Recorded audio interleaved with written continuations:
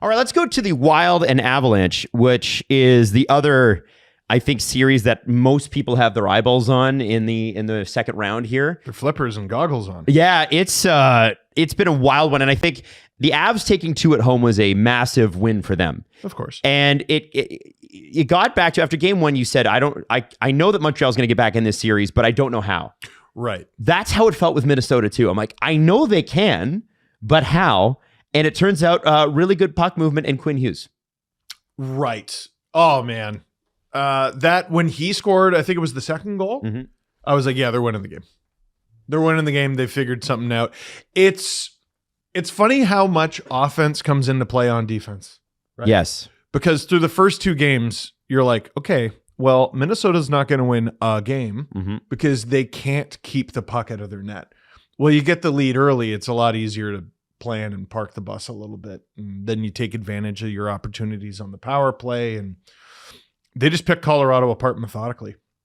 Like, yeah, it's funny. Kevin Bieksa was talking about them like, you know, the beast bleeds sort of thing. He was using Ivan Drago and Rocky. And I'm like, it's the NHL. Like, Colorado won the President's Trophy, but we watched them lose like, what, 30 times? You know? Like, it's the NHL. Teams lose. Minnesota knows. I don't think they look at Colorado like that at all. They might have after game 1, but even through the first 2 games, they were scoring goals. That was not the problem. The problem was keeping the puck out of their net, and they finally friggin' did it. Right. By going back to Wallstedt. Well, and I think there was I understand why you take Wallstedt out of the net after game 1, but I still wouldn't have done it. And it was because I didn't think I know he let 9 goals in. So that is a big caveat, big asterisk, 9 goals.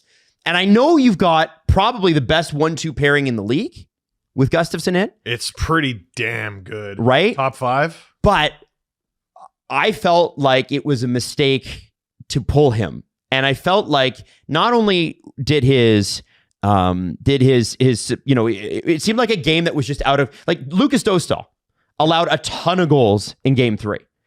The Ducks went right back to him, right? And I think that's what should have happened with Wallstedt. I think based on his numbers in the first round, it's your first game against a new team, and the team is dynamite. The Avs are unbelievable. Okay, so they beat you 9 times. Let's let the rookie get back in there. He's not rattled. He's cool as a cucumber. But they put Gustafsson in, and I actually think that move cost them game 2. Because Gustafsson let a couple softies in. And once you do that with Colorado, they're gonna strangle you. And this is the thing. Like, so Wedgwood gets pulled from game 3. He's starting game 4, right? Like, do we have any doubt that he's starting game 4? Yeah. No, he'll start, yeah. Yeah, he'll start. But you pull him, all right. Your night's done, you get a little bit of rest. There's something different about starting a guy. Right? Well, he's also had time to prepare, and you know, it's a mental thing. Yeah, but like in Edmonton, for example, when they did the whole back and forth, it's because they weren't sure, and they shouldn't have been sure. Neither of them were very good. This is different. They're both incredible, and it's weird. You can apparently mismanage a situation that seems impossible to mismanage, but. Why are we crying over spilt milk? They won. Game 4 is coming. And they did it without their 2 best defensive players. No Eriksson Ek, no Brodin. And I don't know if Brodin's going to play in this series at all. They keep hinting that Eriksson Ek might be close, but he keeps not playing. And then it's like, okay, well, that means McCarron's your 3rd-line center, and 21, 22-year-old Urov is your 2nd-line center. Okay. Is that you think playoff gamesmanship and he's not close? Okay. Impossible to know. If you're Jared Bednar, Jesse and Steve, do you give a shit? No. Like, I know Eriksson Ek is a really good player, but how much does it really change your game plan whether he's in or he's out? Whether he's in or he's out, your center depth is better than theirs. Beginning, middle, end. You probably have 3 centers that could be their number 1 center before, how many centers at least 2 on the Colorado Avalanche are better than Ryan Hartman? And I'm talking about at least Nate McKinnon, at least Brock, and then you've got Kadri, Waugh, and Jack Drury. And Waugh's playing the wing. Yeah. And I'm not saying that Hartman hasn't had a good series. He has. But we're talking about, like, here, what's their rating in NHL 26 going to be? You know what I mean? Kadri's hard to get a read on because he's old and his thumb hurts. Yeah. Or hand hurts, which is actually a recipe for Colorado winning the cup. Yeah. True. That's how they win is you have to have Kadri, but you also have to bust his digit there. No, I think it's 2. It's just 2. Minnesota's got a bunch of like very capable guys up the middle and just killers throughout their lineup. It's an interesting strategy. Oh, McCarron. When McCarron actually gets the puck in the offensive zone along the boards, good luck. He's a refrigerator. Yeah, like I watched Sam Malinsky try to throw a hit and separate him from the puck. Just not a hard hit, just a little bit of a bump to Old school refrigerator on skates. Yeah. No ads, no screens, no just a Frigidaire, baby. Down the ice. White keep white shit handles cold. and yeah. Keep shit cold. That's what he does. That's his job. Jesse, I look at the way the Wild are built, and it reminds me a lot of how Team USA was built. Funnily enough, they had the same general manager. Mobile defense. Quinn Hughes, Brock Faber, Spurgeon is mobile. When Brodin's playing, he's mobile. I wonder how much of an effect that has on the speediness and the overall skillfulness of the Colorado Avalanche. Can you neutralize that because Quinn and Brock specifically can skate so well? Yeah, I think the whole Minnesota Wild centerman and their lack of star power down there is so overrated because you watch these games and they have just a great ability to score from everybody else in their line. Yeah. Their wingers are crazy. And then their centers pitch in every now and again with the goals that they need. And it's so immaterial to the final execution of a good hockey team. This is a team that put up 6 goals on the Avs in game 1. And Drew still sits there and looks at the line and he's like, we're going to dummy these guys. Yeah. Ryan Hartman's their 1C. How could we even lose a single game? I'm like, have you watched them play? That's really how they do it. Imagine believing in your team. Oh, man. Yeah, Could well, be me. Hey, how about this? That's so crazy. Jesse, to back that up, second in playoff scoring, Kirill Kaprizov. Third, That was nasty. Quinn Hughes. Tied for 6th, Matt Boldy. Uh-huh. That's 3 guys who are essentially in the top 10. That's Hughes with 13, Kaprizov with 14, and Boldy with 11. So they're getting it from elsewhere. What they did against Dallas, and then now their ability to score in this series against the Avs in game 1 and then winning game number 3 should be enough evidence that they have a well-constructed team. And that even though you don't have stars down the middle, there are a lot of stars on the wing and then the 2 best pairing offensive defensemen in the league. No, there's stars in Cancun. Thanks to them. Hey. Joel Eriksson Go with the Ek, Canes. Joel Eriksson Ek, by the way, will not play tonight. Okay. He is out. He would miss morning skate and they ruled him out. Same with Jonas Brodin. So they're not going to have him, but they don't need him. They got to play. Next man up. Even the guys who are like, you don't know how many years left they have in the NHL, like Matt Zuccarello is still a very good player. Vladimir Tarasenko is so good at picking his spots. Still. You know what I mean? Yeah, he's got that knack, right? There's something about it. He doesn't have to have a good game to get you. Like he just needs a couple good moments and it's behind you and you're screwed. He pulled the Forsberg on the Avalanche in Colorado, which is actually insane, except they lost the game. Yeah, it would have been talked about a lot more. And that line has actually been quite effective because that's not, he's not high up their lineup. Like he's not playing. He's accepted his role as sort of depth scoring. He got sick of Detroit, right? That's why they moved him for future considerations. Wasn't he a send for a hot minute too? Tarasenko? Yeah, but he came from Detroit. And then he right? Because the Yzerman just punted him for cap space because I think he was over it. I think it probably is the rumor. Probably it worked out. And here's the thing: the funny part for him, it sure did. Imagine talking about Vlad Tarasenko in the year 2026 in the playoffs, and his line mates are McCarron and Trennan. Like Trennan, who led the league in hits in the regular season, and Michael McCarron, who actually was really good with Kiefer Sherwood in Nashville on the 4th line a couple years ago in the playoffs. Unbelievable, those two. But like that is not. When you look at that on paper, you're like, really, is that the recipe for? It is.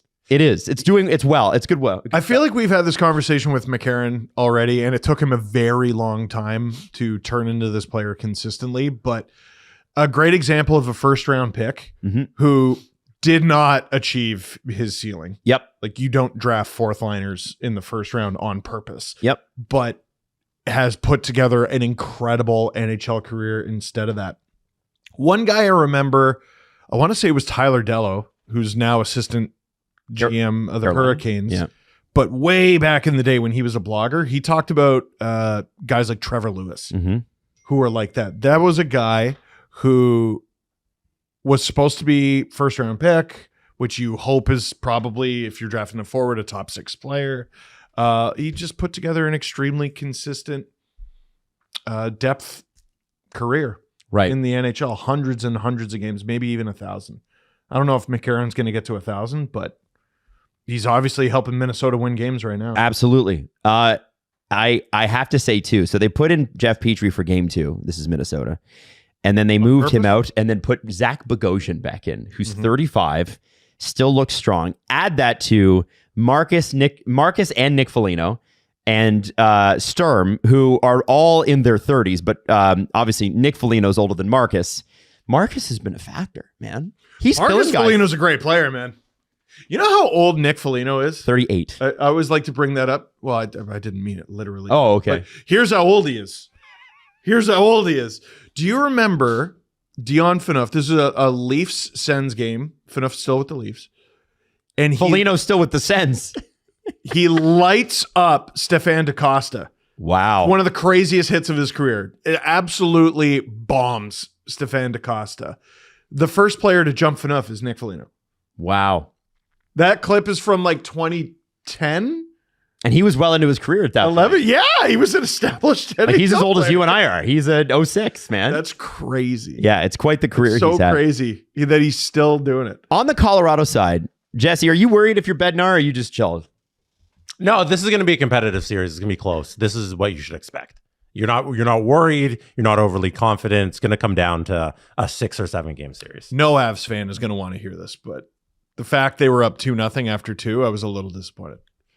I need it to be tighter than that. Right. You know what I mean? Yeah, If Minnesota wins game 3, I'm like, it's as it should be. It needs to be this way, right? It needs to be this way. Listen, if we don't get at least 6 out of this, it's garbage. Yeah. Come on. This is supposed to be the box office one, right? We talked this series up for months. It was going to be Colorado against whoever comes out of Dallas or Minnesota. It's finally here. Come on. Give us at least 6. This is the first Colorado loss of the playoffs.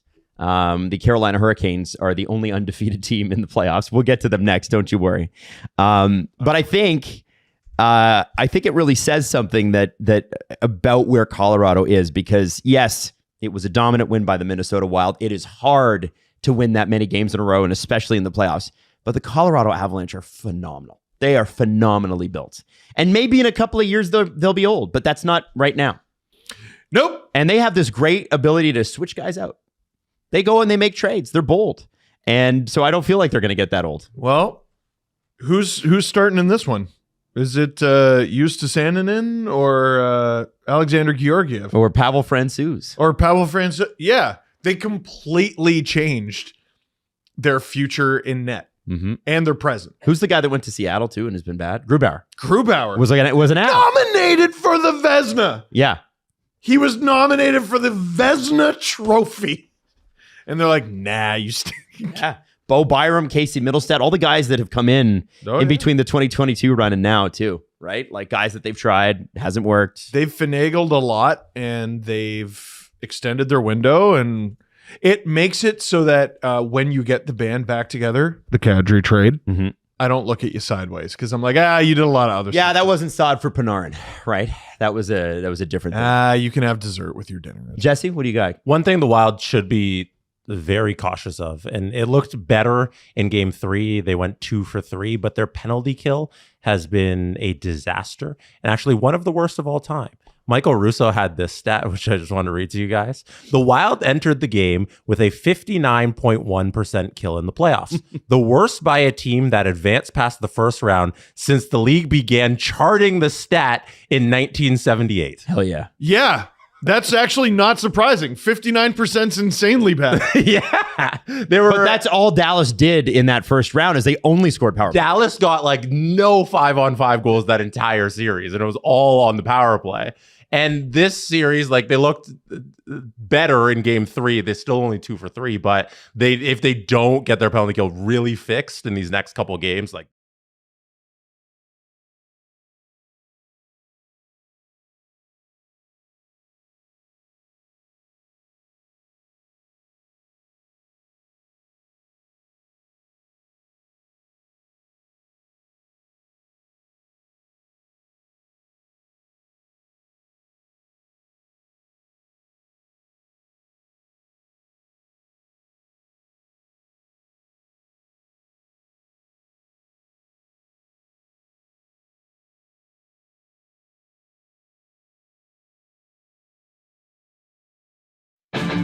Is it sane?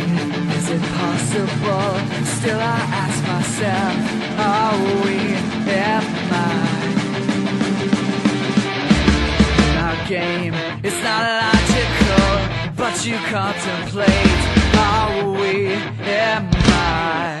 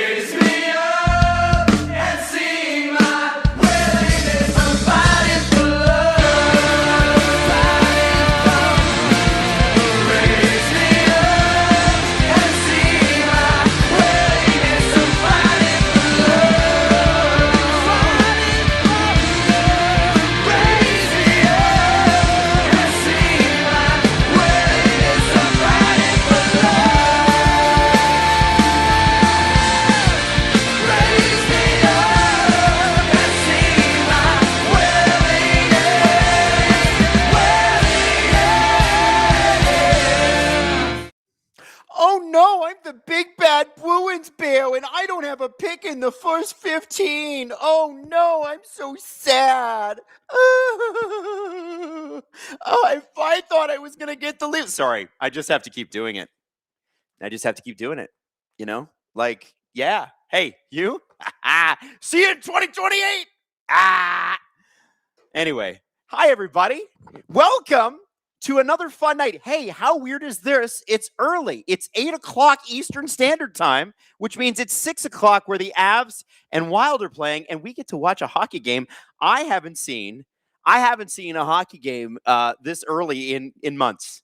It feels like. I was going through the the schedule, because I was expecting this week that the Ducks and the Vegas Golden Knights, the other series that I'm doing, I was expecting that there would be some sort of break in that series where they would take a couple of days off like they have in every other series. They're not doing that. So quite literally, you're stuck with me every single night until both of these series wrap up. And they both could go 7 games. I'm expecting at least this one to. And I think this one would be done next Monday. So get ready, get set. We're going to party. And it's kind of nice to get this going early because that means I can get to bed early.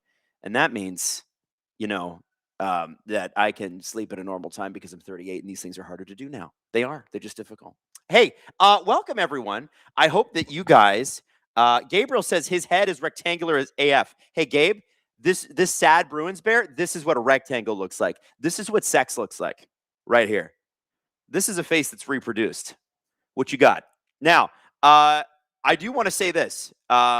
The game tonight's going to be a spectacularly important one for the Minnesota Wild, okay? All right? Let me just say this. The Minnesota Wild, they got to win this damn game. They had to win game 3, but you really need to win game 4 because if you don't win game 4, you're going back into Denver, one of the loudest buildings in the whole league, and you have to take on the best team in the league, for my money, and try to stay in the series. See, this is what I'm saying. This is what I'm saying. You got to make sure that no, don't worry, Gabe. I liked your joke. I'm just saying, I'm sexy. This rectangle head, this rectangle head's cute. Look at this. We got a Steve head too. Look at him. Look at that guy. You see? Anyway, we're going to have a good one tonight. And I feel like the Avs are going to come in fired up, feeling like they can do this. Oh, last game was just it got away from us. I don't think that's how the Wild feel. I don't think that's how it is. As a professional athlete, you got to trick yourself into things. You got to, say to yourself, hey, it's okay. I got this. It's us against the world. We're the better team. You're going to do things that, honestly, it's really difficult. I'm just saying, the Minnesota Wild are going to come out like dog on a bone tonight. I don't know how the Avs handle it. I have faith that they can, but I do feel like this is going 7. And I think this tonight, it tilts Wild. It does. They're at home.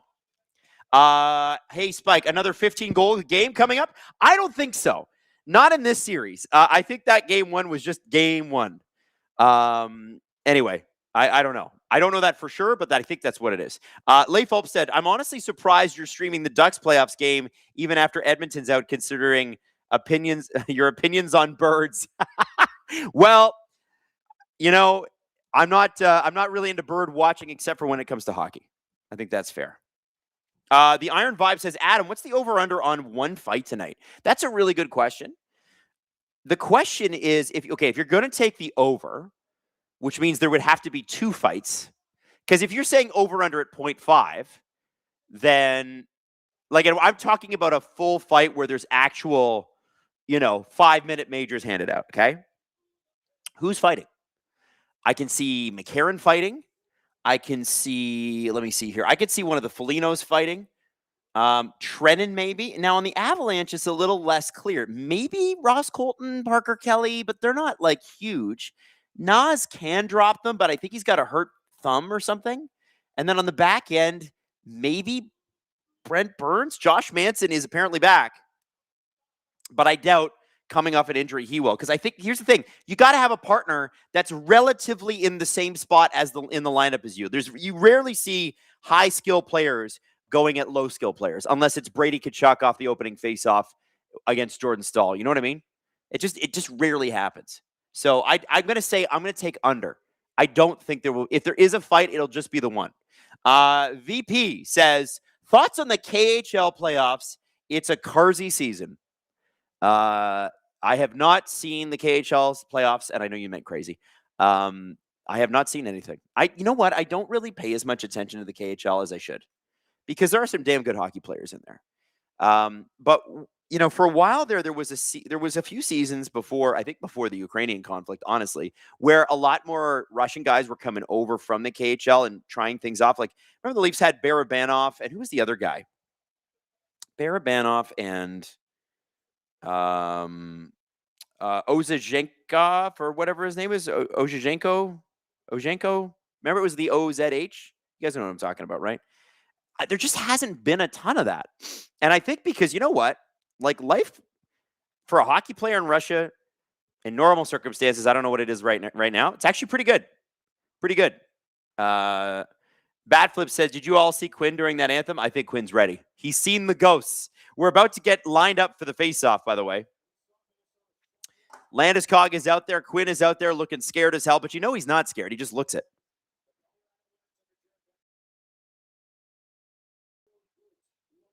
That's bad TV. Did you hear that SDA apparently wants to come back? I did hear that. His agent said that.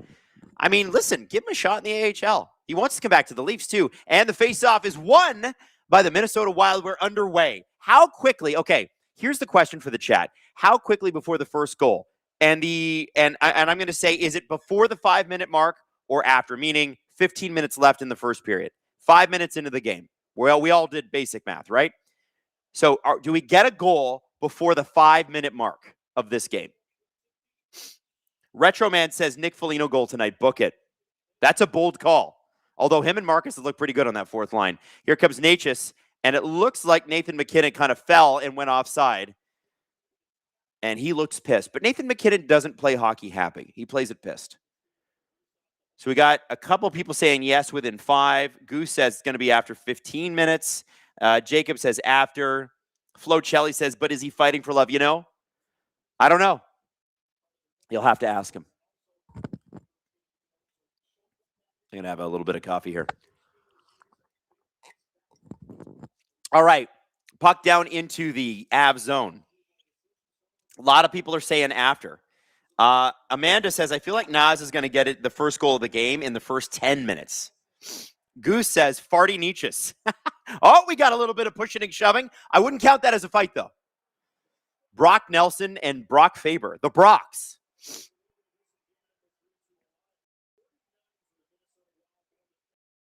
It's a big hit, by the way. Big hit.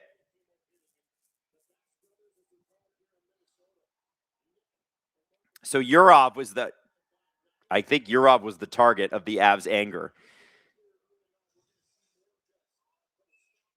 Oh, Boldy just kind of, he just kind of bent Nelson over a little bit at the bench. Yeah, that's great. Craig says Bobby Brink legacy game coming in. And so look, we got 2 guys in the box. Right now it's only showing Colorado power play, but I think we're 4-on-4 just because of that. Retro Man says, you guys are my favorite Canadians in the world. You like Montreal Canadiens? Because you're spelling that with an E. Canadians are spelled with an A, but Canadien, which is, believe it or not, a different thing, has to do with like Quebec's history. That's a Montreal Canadian with an E. A lot of people don't know that, but now you know. Canadian history lesson for you. Matt Boldy. Puck in. Oh, almost a Brock Faber. That was a really great play by Boldy to Faber. A lot of room for these guys to move. Necas, and McKinnon are going to fly through here, but so could Kaprizov, Boldy, Quinn Hughes. It's just an all-star team on both sides. Let's just call it what it is.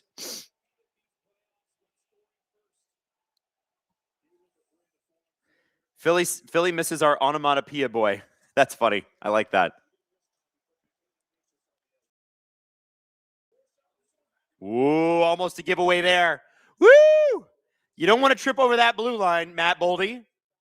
By the way, I got Faber and Boldy mixed up when I was talking about the fighting and the pushing. Marcus Johansson. Man, Marcus Johansson, by the way, sleeper pickup for your fantasy team this year. I had him on mine, and I got a bunch of injuries. I had Bedard and Leo Carlson. I was just flying through the first part of the season, and both of them got injured at Christmas, and I fell off a cliff. But guys like Marcus Johansson were the ones that kind of kept me out of the basement, at least.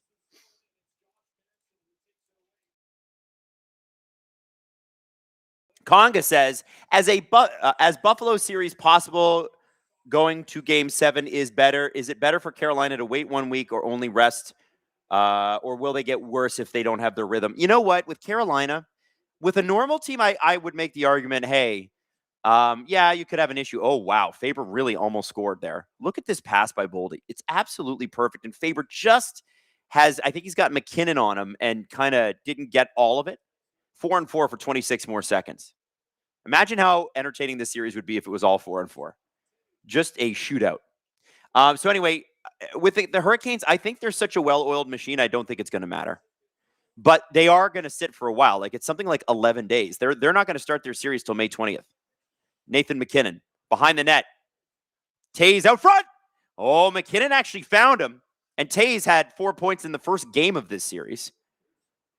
So he's putting up points where he normally doesn't. Kaprizov, he's got Zuccarello and Hartman with him.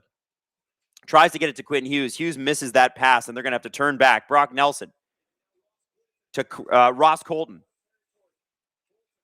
Colton stops up. Hartman tries to get the puck out. Avs hold it in. Quinn Hughes is able to chip it out. Takes a hit.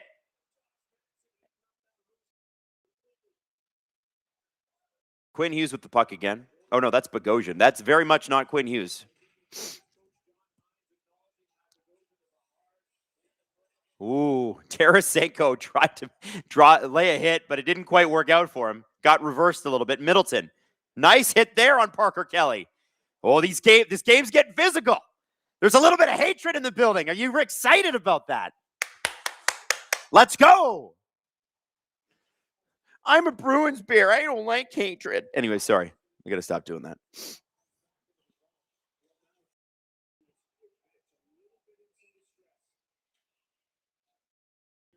Boomstick, does this channel do this kind of coverage during the regular season? So we do.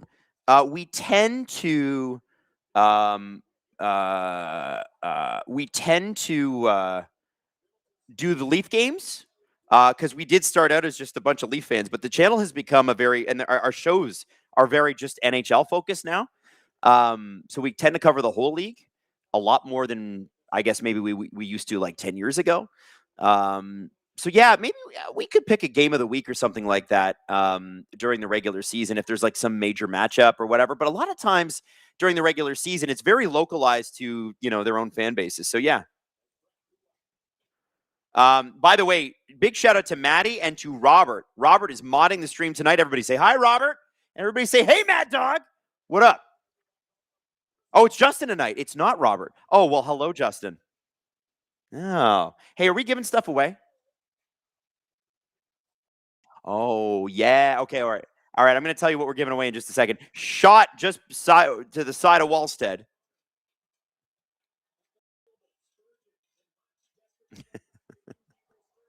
And the puck is out.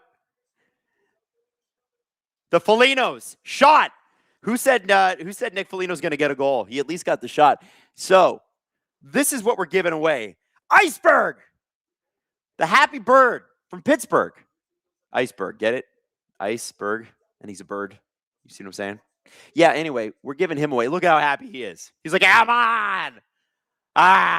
Anyway, we're giving him away. All you have to do to win him is be in Canada. Sorry, United States. It's the tariff thing. I'm not even kidding.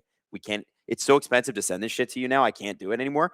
And outside of Quebec, all you have to do is click the link in the description, sign up. We do the draw. Make sure you do it, though, before the end of the second intermission because we announce it at the beginning of the third. As soon as that puck drops at the beginning of the third period, your submission time is over. It's over.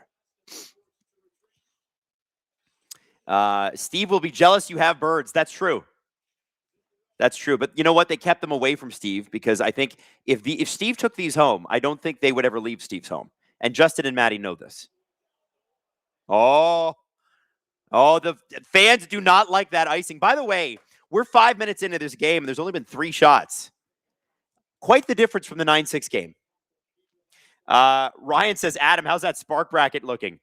Awful. Thank you, Ottawa Senators. Trash. I got killed in the first round. I think I'm in like the 5,000 level. Jesse's doing killer. Jesse's doing great. Austin Walker says, Iceberg looks happy until he sees J.C. Van Damme, Jean-Claude Van Damme. Wait, what? Why the Jean-Claude Van Damme? Leif Ulf said, you mean the 6-9 game? Yeah. Yeah, I do.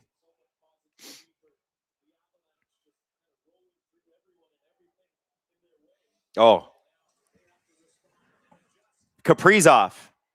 By the way, Steve just texted me, Steve Dangle, and he said, hey, there was a PWHL package at the front door. I took it home, but it's yours, so I will bring it back on Wednesday. So Steve's opening my mail now. Should I sue him? Should I sue him? Natalie Drake says, what breed of duck is Mad Duck for science? You know what? Mad Duck, you're going to have to tell the chat. Get in there. Kaprizov gets the puck at the blue line. Shots are 4-1 Avalanche here.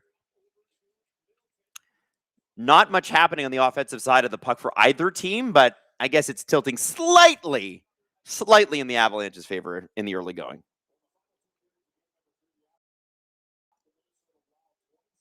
Adam, did you ever tell Steve not to point the confetti cannon at his face? I am really hung up about this. They are easy to shoot yourself in the eye by accident. Did Steve shoot the confetti cannon at his face? I didn't see that. Oh! Big shot for the point. Oh, and the puck got through Wallstead, but it did not cross the red line. Oh, Minnesota got away with one there. And you know what? The Colorado Avalanche dominance at center is mattering big time tonight. Not only does it help to have Josh Manson back on defense, but the fact that Joel Eriksson is not in the lineup, and it's guys like Ryan Hartman, Danila Yurov, who's quite young, Michael McCarron, like the face-off wins for the Avs have benefited them in the early going.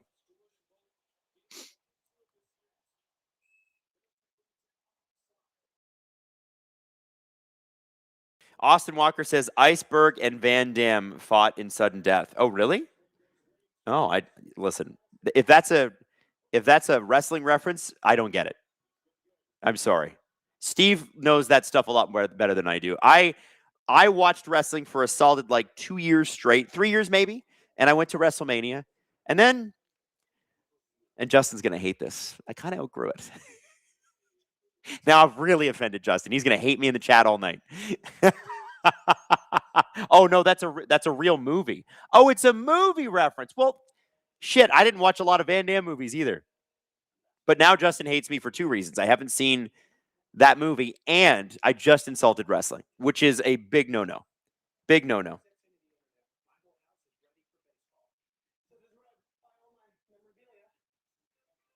MT says, I have seen that go real bad live and in person, and I have PTSD. Okay. Well, but did Steve shoot himself with the thing? I'm going to have to go back and look at that clip.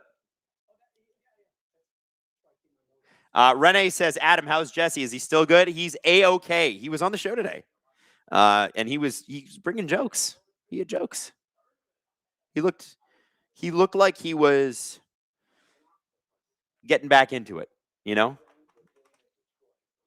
Ian Ball says, Adam jumped from the top rope and missed the body slam. Well, listen, you can't hit it 100% of the time. SDPN says, if Adam can't name the past 5 New Japan Pro Wrestling Tag Team Champs, I will quit the company. Oh, God. We're going to have to... Oh, no, I don't want to interview new people, Justin. You can't leave. We got a good team here. Don't do it. Nikesh says, good talk on the pod about the Matthews stuff. I appreciate that. We try to have as much a balanced conversation as we possibly can when it comes to that stuff. And listen, every time you talk about Austin Matthews right now in Toronto, and if you show even the slightest bit of displeasure with the stance that he's taken, especially since they got the first overall pick, people go, oh, it's the negative media trying to run him out of town. Are you kidding me? I love Austin Matthews, and I want to see him score 600, 700, and 800 goals here. I do. But we're allowed to go, hey, be aware, the tide's turning a little bit. This is not a good look for you. I'm just saying.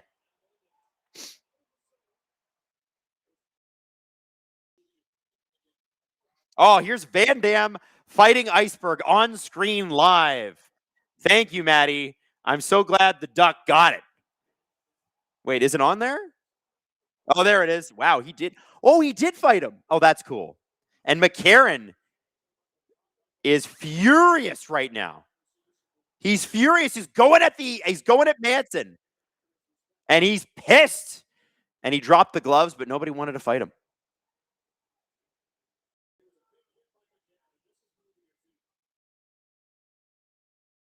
So here's what happened. McCarron just crushes Manson. That's a big hit. And then they give each other a big fat hug. Oh, isn't that adorable? And then Manson just kind of knocks him in the face with the butt end of his stick. That's why he's pissed. Look, bam, big hit, and then Manson grabs McCarron, and then McCarron falls on him. And then Manson is just, there's a bit of a headlock situation, a little bit of love. Look at that. Ooh, light a candle, somebody. And then, he hit him with the butt end of his stick in his neck. Oh, shit. Yeah, that's bad.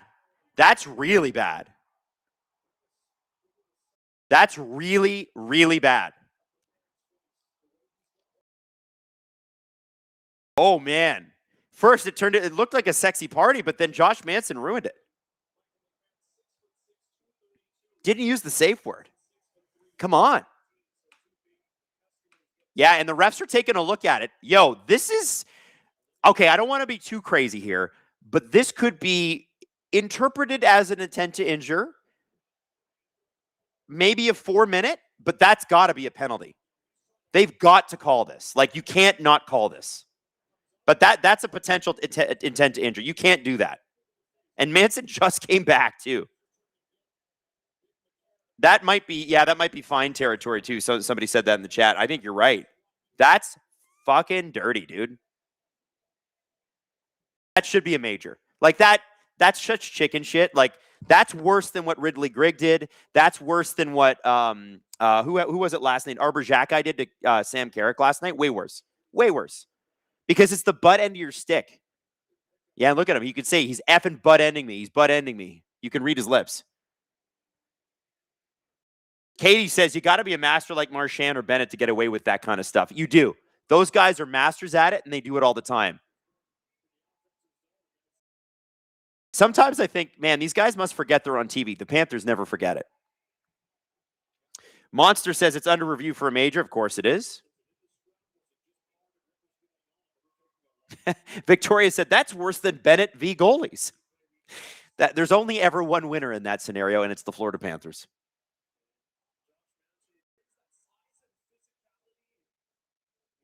Ian Ball said Manson was looking around to see if anybody else was watching before he did it. I didn't see that. I'll have to check that again. You know what? It always adds that extra little bit of, what are they going to do? Sparta says, why so long? Because refs are loath to call anything. You know what? Watch this be like a 2-minute minor for roughing. And McCarron is a big boy, by the way. Somebody said that in the chat. They're like, holy shit, McCarron's big. Yeah, he is 6'6". Not really a Karen says, Manson's who me needs a little bit of work. It's true. It's true. He should sign some sticks for the referees and play some poker with them in the off season. I hear that helps. Mistress of Insanity says they need to eject him. So here's the thing. If they ejected him, I wouldn't be surprised. If they gave him 2 minutes for roughing, I wouldn't be surprised. The only surprise here for me, personally, is if he gets nothing. Okay, here we go. We got the refs.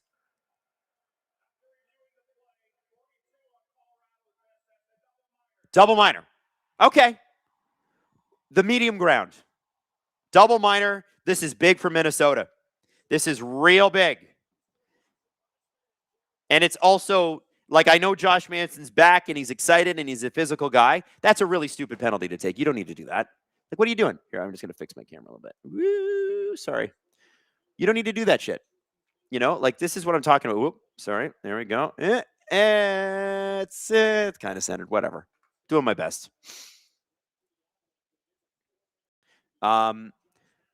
Silence says, and a $5,000 fine in 2 business days. Lindy says, it's 2:30 a.m. in South Africa, but I am here. Hey, from South Africa. I can't do an accent there, but their accents are very difficult to do.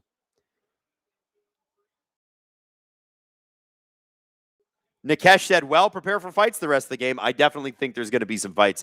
This has been a nasty game already. I'm excited.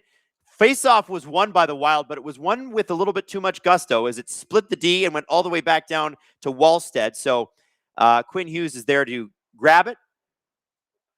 And the puck is stopped up at the Avs blue line. Makar chasing. He's going to fire this around. Zuccarello can't keep that in. And the Avs doing a pretty good job ragging it in the early going. 3:30 left on this power play. Boldy across the blue line to Zuccarello. Zuccarello has his pass intercepted. And O'Connor in a race for Quinn Hughes. I didn't realize O'Connor was that fast. Quinn Hughes is no joke, and O'Connor was keeping pace with him.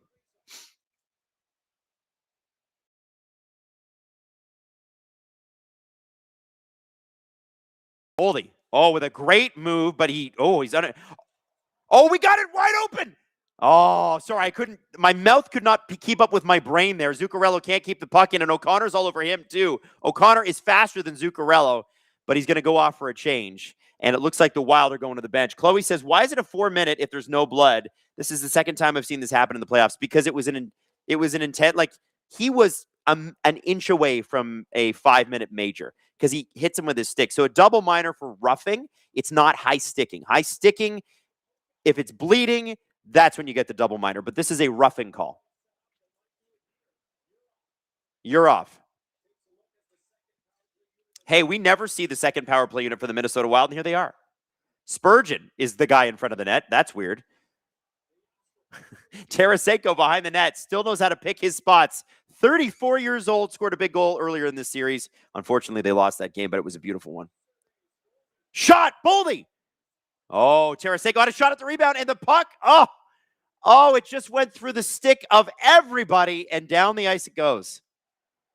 Faber drops the puck to, there it is. It's Mojo to Kaprizov off the bench. Yurov. Back to the point. Faber. Tarasenko. Kaprizov gets leveled from behind. And 3 Avs are battling in the same corner, leaving it a little bit exposed. Faber. To Tarasenko to Faber. He's got room and he scores! Brock Faber opens the scoring on Minnesota's 3rd shot of the game. Monster goal. Monster goal, and that's woken up the arena. Josh Manson costs his team a little bit in the early going. You love having him back, but you got to keep your shit together, Joshua. Monster says they have a penalty for butt ending. Why is that so funny to me? Well, I guess they just call it roughing, don't they? And look at this shot. He just kind of loads up, right? Wide open. He calls for it. Wham. Nice goal. That just goes right through Blackwood. And Blackwood sees this. I know it's through a few legs, but that is I think that was tipped, actually. It does move. Does Yurov touch that? He points to Faber. It's Yurov. And that's his first career playoff goal. Congratulations, Yurov. That felt good for him, I think. He's had some opportunities, there's no question. He's just a bit of it snake-bitten. Boldy with Hughes. And so the second power play unit strikes for the Minnesota Wild. That's a big deal. Landeskog using his body, and he outmuscles Faber, but he's not able to get 2 hands on the stick, so it's turned aside quite easily by Wallstead. McKinnon out there with Natchez and Landeskog. Back out front is McKinnon to Natchez, but Natchez could not handle that puck. 9:38 to go in the first. It's been a good one. It's getting competitive, getting a little angry out there. We like this. The Iron Vibe says Yurov is going to be a stud in like 3 seasons. It usually takes people a while, but yeah, I think he's going to be a very, very good player. I agree with you. Maybe he's the reason why they just didn't make a move for more centers. Oh, big save by Wallstead. And Spurgeon getting into it in front of the net. I think that's with O'Connor. And we're going to commercial break here. Woo! You know what? It's nice that they put this game early, since the Carolina games are all wrapped up. It's nice because then you get a lot more people in the East watching it too, and this series is let's call it what it is. The Eastern series between Montreal and Buffalo is a fun wee series. The Vegas Anaheim one is interesting, but these are 2 heavyweights, right? These are 2 teams in the top 5 of the league. It's good that they put this early. I'm glad that more people are going to get to see this because I know people have lives and you got to go to sleep and wake up in the morning and take your kids and all that. You know what I mean? Wes Richard dropping 5 SDPN memberships. What's up, Daddy Wes? By the way, if you guys haven't been gifted a membership yet, you can sign up to be a SDP VIP. Gives you a 4th episode of the Steve Dangle podcast every single week. And we upload it Friday morning. So you get that on that nice little drive in. And then you get the Steve Dangle podcast on the drive home. Isn't that great? So the other thing you can do is if you get gifted the membership, you check out the VIPs, you go, you know what? I like this. I think I might stick around and be a VIP member full time. Well, that's great. It's only $4.99 a month. I promise you, it's basically a couple of coffees. That's all it costs. If you would like to upgrade and get the Steve Dangle podcast earlier than most people and without any ads, you can do that for $6.99 a month. So that's 3 coffees, right? And you do that. You can sign up anytime. And that one you can do on Apple Music, Spotify, or YouTube. It's up to you. Completely your call. We'd love that. And by the way, thank you to everybody that gifts these memberships. Anybody that's got a green name is a VIP. And they've got emojis and all that stuff. Everybody that's got the green names, you can point them out. And they all watch that. Sparta says, Adam, how does SDPN stream in 4K, but Rogers, Sportsnet, and Bell TSN can't get above 720p? Simply because they don't want to. They could do whatever they wanted. I think TSN does higher than 720, don't they? I know Amazon definitely shoots in 4K. I think it's just it's a money thing. They know that you're going to watch anyway, so they don't care. That's just what it is, man. It's a bummer too, because I think all regular season games in the year 2026 should be in 4K. That should be available. Like, what are we doing? But yeah, and especially if you're watching on the Sportsnet app, they want you to get cable. So they're not going to give you an app that's any better than 720p. They want you on the cable package. West Richard 9, Gosman with 2,000 strikeouts. Oh, he got it tonight. That's great. I heard the Jays were down like 5-0 though. Is that true?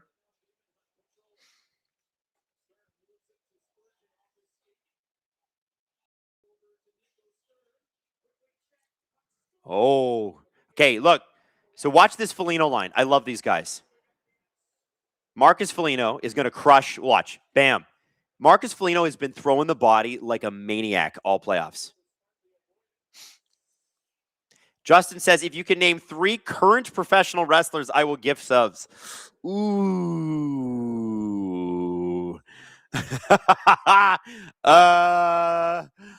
Justin, I can't. Eric Young, who's not a WWE guy, but he is a professional. Eric Young, friend of the show. I love Eric. I've been to Eric's house. He was the one that slapped Steve. He did the fake slap, but it wasn't fake. It was very real, and it was very painful. Okay. Who's the guy that everybody hated that WWE was like, no, but you have to like this guy. This is our next star. Was it Roman Reigns? Right? Because everybody hated that guy, but he was supposed to be like a big deal, right? I feel like that's one.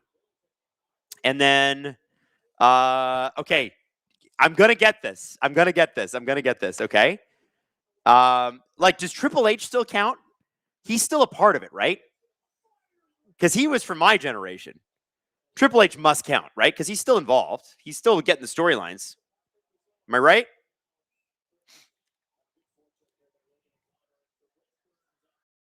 Justin says, I will not give you Triple H. Oh, all right. Let me think here. You won't give me Triple H. I don't watch a lot of wrestling. I'm really bad at this. Who's the guy who's kind of an a-hole that everybody is like, he was like a big deal, but he was kind of an a-hole, and he had 2 letters as his first name. But he's kind of a dick every time he gets interviewed, and then he and the WWE, they get back together and they break up like a toxic couple. You know what I'm talking about? Anyway, Kaprizov.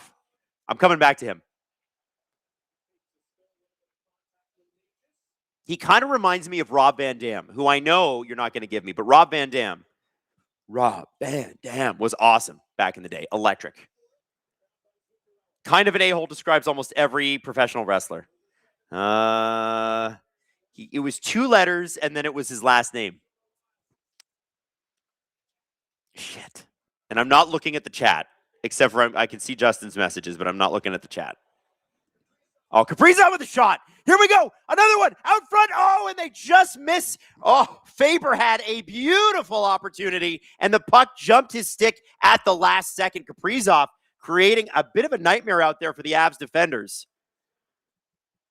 Hartman loses his stick. Kaprizov fighting along the boards. It's McKinnon collecting. He's got 2 guys on him.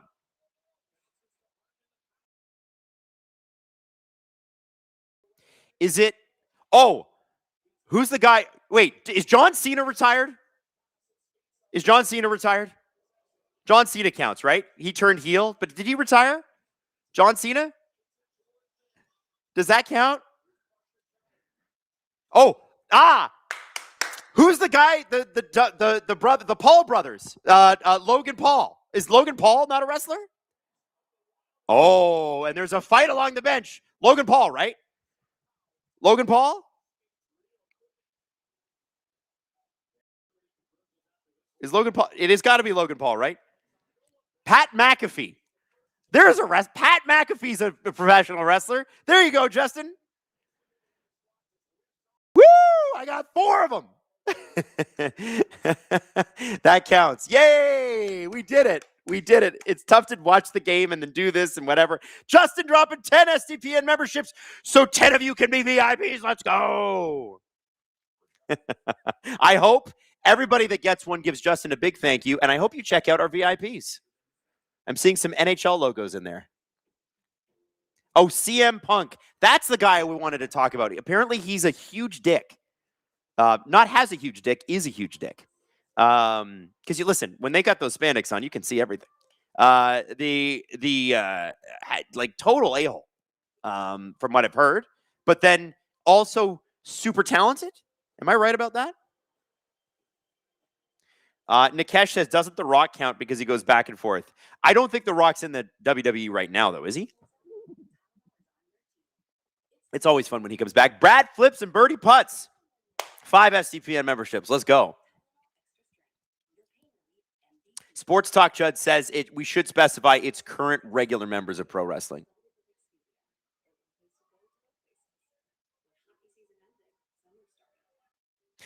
Ground Jordan says, if you say Logan Paul 5 times on a stream, I'm forced to dislike it. I'm sorry, I don't make the rules.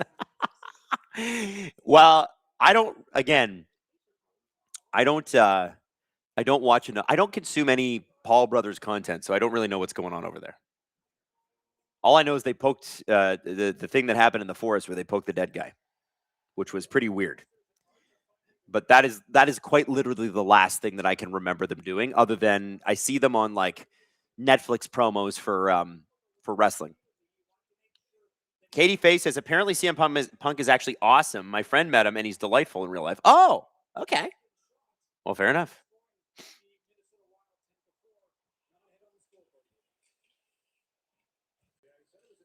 Tarasenko's got the puck behind him. Makar. Puck to center. It's Kadri. Stops up at the blue line. Kadri gets the puck low, but the Minnesota Wild get it. Fire it back down. Josh Manson back to grab. Oh, no, it's not Manson. That's Makar. And Makar gets the puck stripped off him by Urov. Urov using the body there. There's Trennan. Trennan got Manson. Oh, Manson and Trennan are getting into it. Let's go. And Manson will not go with Trennan. Manson's backing off. He's already cost his team enough. Let's just call it what it is. Urov carrying along the boards. He's playing with a little more confidence since the goal. And it looked like he got a little bit of a stick high. Urov again with it. Yeah, he's better now. He's trying to sell that call, maybe. Quinn Hughes along the blue line. Boldy. Not Faber. Boldy.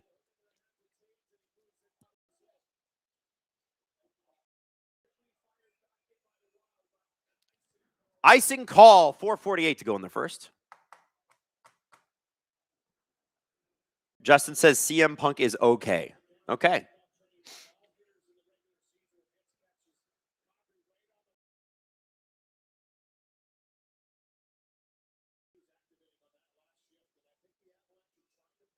John Claude says, Adam, any antihistamine recommendations to combat allergies? Well, I'm allergic to the cat at my house. And I've been, you know what? I don't think I've perfected it yet. I take Claritin. Doesn't protect against everything, but it's good most of the time. And I am going to take those allergy shots eventually. I have a prescription for that. Apparently they work really well. I think Justin did those too. My brother-in-law did them, and he's not allergic to cats anymore, which I need to do.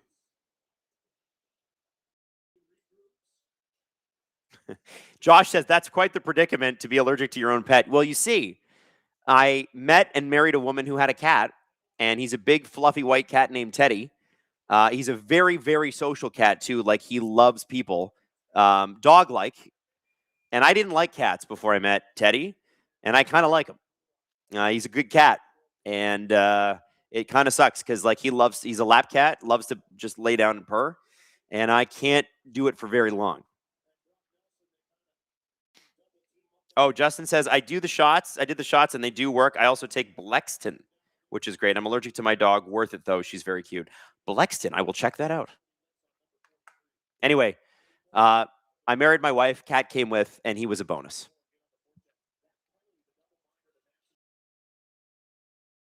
Kaprizov.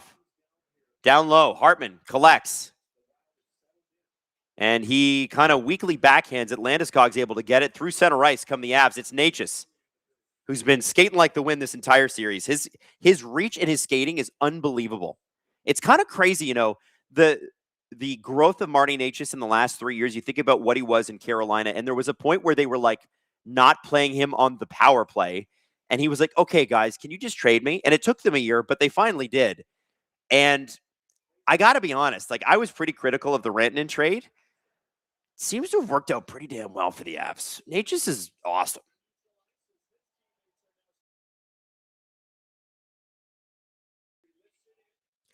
Kadri lifts it in. Wallstead kicks it to the wall. It's O'Connor along the wall. Back to the point. Shot by Malinsky. Oh, that wasn't Malinsky. Why am I saying that? I thought it said 66 or whatever his number is. I'm getting my numbers wrong tonight. That wasn't Burns, though. Was it Kulak? Or was it Malinsky? Number 70. Anyway, it looked like Malinsky. Blue and Green says, hey, Adam, I won Wild Wing on your stream. I was wondering if you want to know if I want to know if you want to keep him around for the playoffs. You can send him to me whenever. Mad Duck and Maddie needs a Duck believer. Where is he? You mean Wild Wing? This is your Wild Wing? That's very nice of you to say we could keep him for the playoffs. But I mean, listen, it's up to Justin, honestly. He's the one who handles all that stuff, he and Jesse. Completely up to them. But look at this sassy duck that you're getting. This duck don't take no guff, all right? This duck has had enough of your nonsense. Enough. You ain't all that in a bag of potato chips, says this duck. 2:50 left to go in the first period. Maddie says, I relate to that duck, you know? You're a good man. Blue-green. Blue-green ice queen. Oh, woman. Blue-green ice queen. Woman. Sorry. Apologies. All I could see was blue-green. Apologies. Oh. Foligno and Foligno. Injury lawyers. They really should get a billboard. Foligno and Foligno. Throwing the bodies around all series. They're fun to watch. Oh, and there's another Marcus Foligno crush.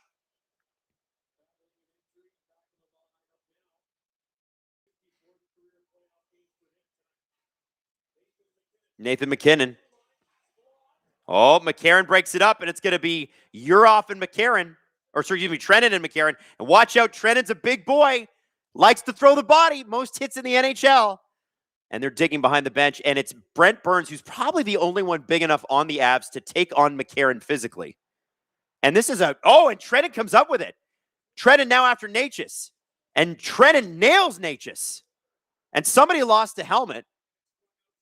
I think it was a Minnesota Wild helmet. It looked green.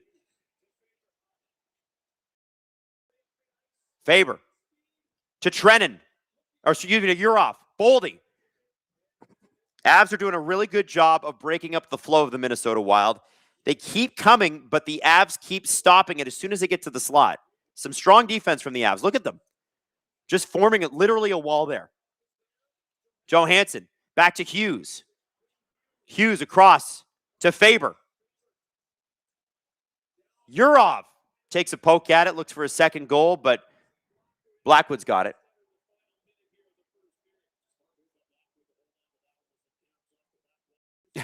John Claude said, did Manson stab McCarron in the ear with the butt end? Yes, he sure did. Sports Talk Chud said, isn't Burns like 50? He is 41 and still playing great. That was a really good signing. I don't know why. I mean, I can understand why he signed in Colorado. I'm surprised more teams weren't in on this guy. Like, he's been very effective. He's playing in the top 4 sometimes, not all the time. But I haven't, most teams have like a weakness. The Wild kind of have a weakness at center where it's like, especially without Eriksson Ek, they just don't have the same depth. I don't know what the Avs' weakness really is. You kind of like maybe your third pair, but like they're as perfect a team as you can get in the Cap era. 45 seconds to go in the first period. Have not heard from producer Drew or producer Hayden on this stream. They have not entered the chat, which means both of them are in flop sweats at home. I'm sure that will make some of you very happy that producer Drew is sweating it out at home. Despite the 10 shots in the first, in 20 seconds, the Wild will go to intermission 1. And they will not have a single goal unless McKinnon can get one right here. McKinnon gives the puck back to Manson. Puck goes to Val Natushkin, and he comes in offside. The Zamboni driver says, I am just here to say I wish the Leafs were as good as the Avs. Keep your mouth shut, Drew. Honestly, yeah, like, they're so good. They're so damn good. And, we watched hockey all season and watched the Leafs, and we go, oh, maybe there was like a 3-week period where the Leafs actually looked good. It was only 3 weeks, but it was a fun 3 weeks. Oh, the memories we made. Watching this, they didn't have a hope in hell. And I can't believe that they thought they did. I can't believe that I thought they did. I did think a lot of the roster underperformed. Ooh, Boldy just wound up and fired one at Blackwood at the end of the period there. And a really, really good, strong period from both teams, honestly. Wild are the ones with the goal on a Josh Manson butt end of the stick to the neck of Michael McCarron. That was a 4-minute roughing penalty. And with 1:21 left in that, Danila Yurov gets his first career playoff goal. He's had chances. He finally buried one, and it was actually a tip. Sports Talk Chud. Burns played before the Avs existed. Burns started his career as a forward with the Wild. And you should go look up his face when he started with the Wild. He didn't have a beard. It's very weird. It's sort of like, when you see James Harden without a beard, you're like, whoa. So there's no chin there at all. At least Burns has got a good jawline. James Harden? I know why he grew that beard.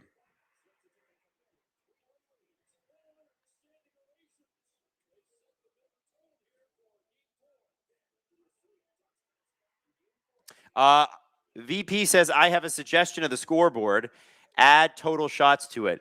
So that's a lot to manage live. And the thing about the shot counter is that it's never accurate. What you're seeing on screen, because of gambling, believe it or not, the NHL has to verify that every single shot was a shot because people bet over under on shots on every single game. So they have people that review each and every shot in an NHL season. Can you imagine having that job? To make sure that it's a real shot. So you'll see Sportsnet constantly changing. Oh, it was 10 shots. Actually, it's 8. Oh, no, it's 9. Now it's 10. Like, it's constantly moving. It's crazy. Now, Maddie.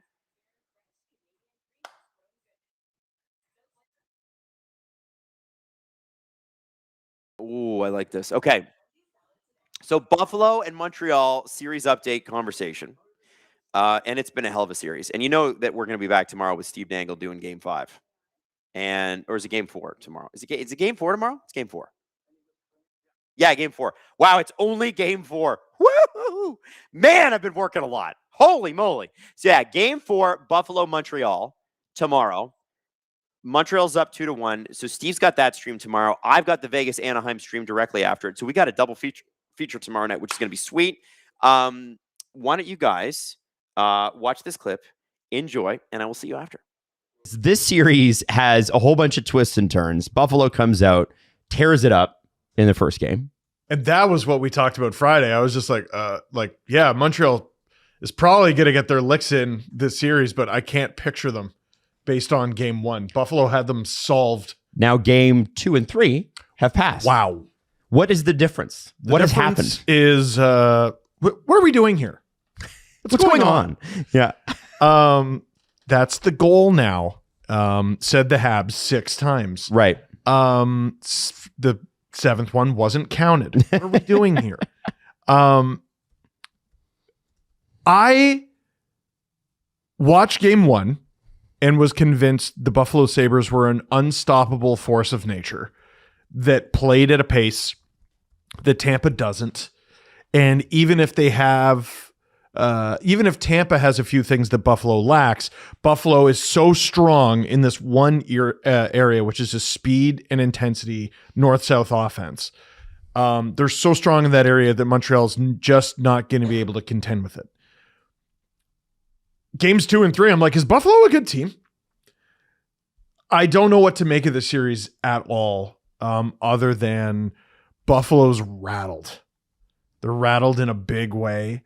Tage Thompson had that snippy quote after game 2. I don't believe it's any of your business how injured I am. He was asked if he was hurt. And he goes, I don't think that's any of your business. He scores in the first minute, which is great because it's a tap in, but you're still like, I'm watching that game go and go and go. And I'm like, he won't shoot it. Especially on the power play, that Tage bomb. Not there. He'll fake slap it. He won't shoot it. I'm not saying he won't shoot at all, but he won't do the thing that he's known for. He won't take slap shots. So how many slap shots has he taken in 3 maybe like games? a hairline fracture you're talking about? I don't or just know. A wrist thing? Or I don't know. He won't shoot it. Interesting. Go back and watch. That's He not won't shoot great. it.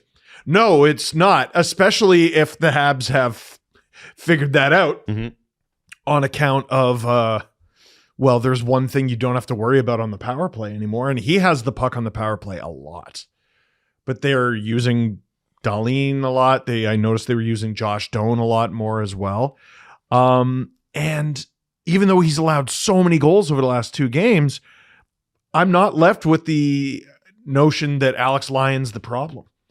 So there's a lot to fix in Buffalo if they don't want to go down 3-1 in this series in short order. Jesse, in between breaks to the bathroom, have you watched any of? Any of this? I haven't missed a game because all I've had time to do is sit down. So what are your thoughts after 3 games in this series? Because Buffalo really did dominate game 1, and then it's been Montreal all the way since. Yeah, there was some hope there in the third period, though. I thought right before the Kirby Dach goal, Buffalo was pressing.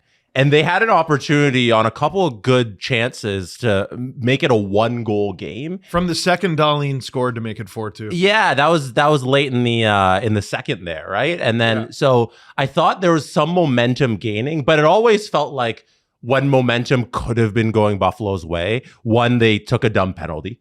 Offensive zone penalty, or they would allow Montreal to score, which they have been doing at will now that they've gotten their mojo back going. And, like you have a cold Cole Caulfield and suddenly he's able to get more chances and more things just barely ring off the post. And then eventually now they're going in. That tap in he missed, I was like, he'll never score again. Yeah, no, there's never going to be another Cole Caulfield goal. So when that starts happening and it's like, okay, they're winning without him and now they also have him going, it's scary. And then you have Dobish, who's like this new X factor, and they keep playing up his personality in the broadcast continually and showing him more and more as the series goes along.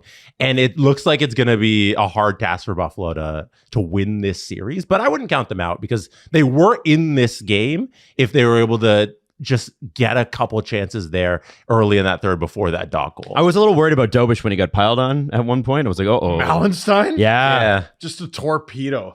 Yeah. Tell me about Benson. You wanted to mention him.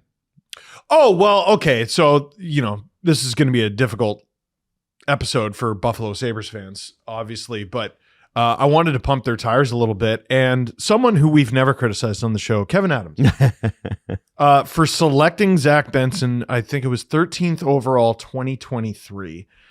Off the top of my head, just from looking it up this morning, I believe he's third in games played in that draft class and sixth in scoring for an undersized little pest of a player that you picked 13th overall. Like, what an amazing pick. And in a series where a lot of guys look rattled, I mean, he does too, but I guess it's in a productive way. Like, he's playing with a productive anger and a productive hatred. He so rarely costs his team. He never takes a shift off. I've really, really enjoyed watching this player. And he loves playing in Buffalo. He told the whole crowd, man. He was like, play the hits. Yeah. I sure love home team fans. You know what? I watched that Zack Benson interview, and I honestly, like, I know some people say it off, on like behind the scenes here, whatever. Yeah, like the city or whatever. It would be so nice to hear that in Toronto. And I know it's been forever since anyone said that in Buffalo, and the fans deserve that. Yeah. They really do. Yeah. It is awesome to play in Buffalo. The organization was just shit for 15 years, but no one ever complained about playing in Buffalo when they were great. It's a great place to play hockey. This is the loudest series. Absolutely. The loudest. And absolutely. And that's contending with damn Colorado, Minnesota, which is also pretty deafening. Yeah. But Montreal, Buffalo, I mean, watching the anthems yesterday, even though Buffalo scored the first minute goal, you're like, yeah, Habs by 1,000, I think. You think so? Yeah. Yeah. Just that the fan, you have to take something from that. Yeah. Right? Mm-hmm. You have to. And I think it takes a special kind of player on the road side to be like, isn't this great? Yeah. And not be intimidated by it. And for all the home players, you're just like, yeah, we're going to absolutely put these guys through the boards for all of you. It's the best. When did they get medal? Who? The mascot? I don't know. Don't ask me that. I don't know. The chat was like, who the hell is that mascot? And I didn't see it. So I went, oh, that's Yuppie. Yeah, I don't know what his story is, but he's a funny He was the Expos mascot in the Canadians. Then at the end of the game, there's this light blue mascot with an orange beard wearing the baby blue, powder blue Habs jersey. Yeah. And on the back of his nameplate, it says metal. Yeah. I'm like, who the hell's metal? Yeah. I mean, yeah. Hell yeah. Hell yeah, brother. Yeah. But also, where did you come from, brother? When did they get that thing? I like that. Yeah. Good for you, Montreal. I like that. Good for you, but also, that's metal as hell. Say, where did that? That's, are you looking Metal at metal? had announced his retirement in October of 2023. Oh. So apparently When he's back. did he make his debut? Unofficial Canadians mascot Metal announces retirement. So he's unofficial. Beloved blue mascot hangs up his skates and heads to the bench. Nearly 1 year after reappearing on the scene, unofficial Canadians mascot Metal announced his retirement from live hockey games on Friday. The furry blue character shared the news via video posted to his social accounts in which he can be seen settling into retired life on a beach down south. He's Poochie. I have to go now. My home planet needs me. The mascot's original gig with the Canadians throughout the 80s and into the early 90s went on a hiatus after a night of bad choices partying with the club following the 1993 win. Hell yeah. What the hell? Hell yeah, Metal. Hell yeah. Those events saw Metal fall asleep in an ice machine in the Forum basement and spend the next 3 decades in suspended animation. So it's a bit. He reemerged blue from his cryogenic sleep, except for his iconic orange mustache and mullet during renovations in 2022. So there you go. So he's the team's unofficial mascot for the reverse retro games. Perfect. In 22-23. That is, by the way, Metal is every 80s Montrealer. I just want to throw that out there. If you're a Montrealer and you hit your peak in the 80s, that's you are Metal. You're descended from Metal. He looks like the dad from the motorcycle show where he screams at his son. Yeah. What's that show called? I think West Coast Choppers, I think. Yeah, that one. What it is? That's such a great meme. His personality is he screams at his son and makes motorcycles and gets in fights with his son. Let's talk about a couple of things too on this game. Arber Xhekaj at the end. I got the clip here, Jesse, if you want to just show it. So he's getting suspended. So yeah, people were asking me in the stream, they're like, what do you think? I'm like, well, I didn't see it because I was streaming the Ducks game and it had already started. But, watching it afterwards, yeah, it is bad. But then I go, but it is the player safety department, and I don't know how they look at this. Yeah, so that is okay. You're all looking at this a little too. A lot of people are looking at this without nuance. Mm-hmm. In a vacuum, what Josh Norris did, which was not all that far removed from what Ridley Grigg did. Logan Stanley was tied up with a Habs player, I forget which one, and Josh Norris goes and tries to Hadouken the guy right in the face. That's bad. My description of it is bad. Arber Xhekaj just glove on punched someone in the face. And it was Carrick, right? Sam Carrick, yes.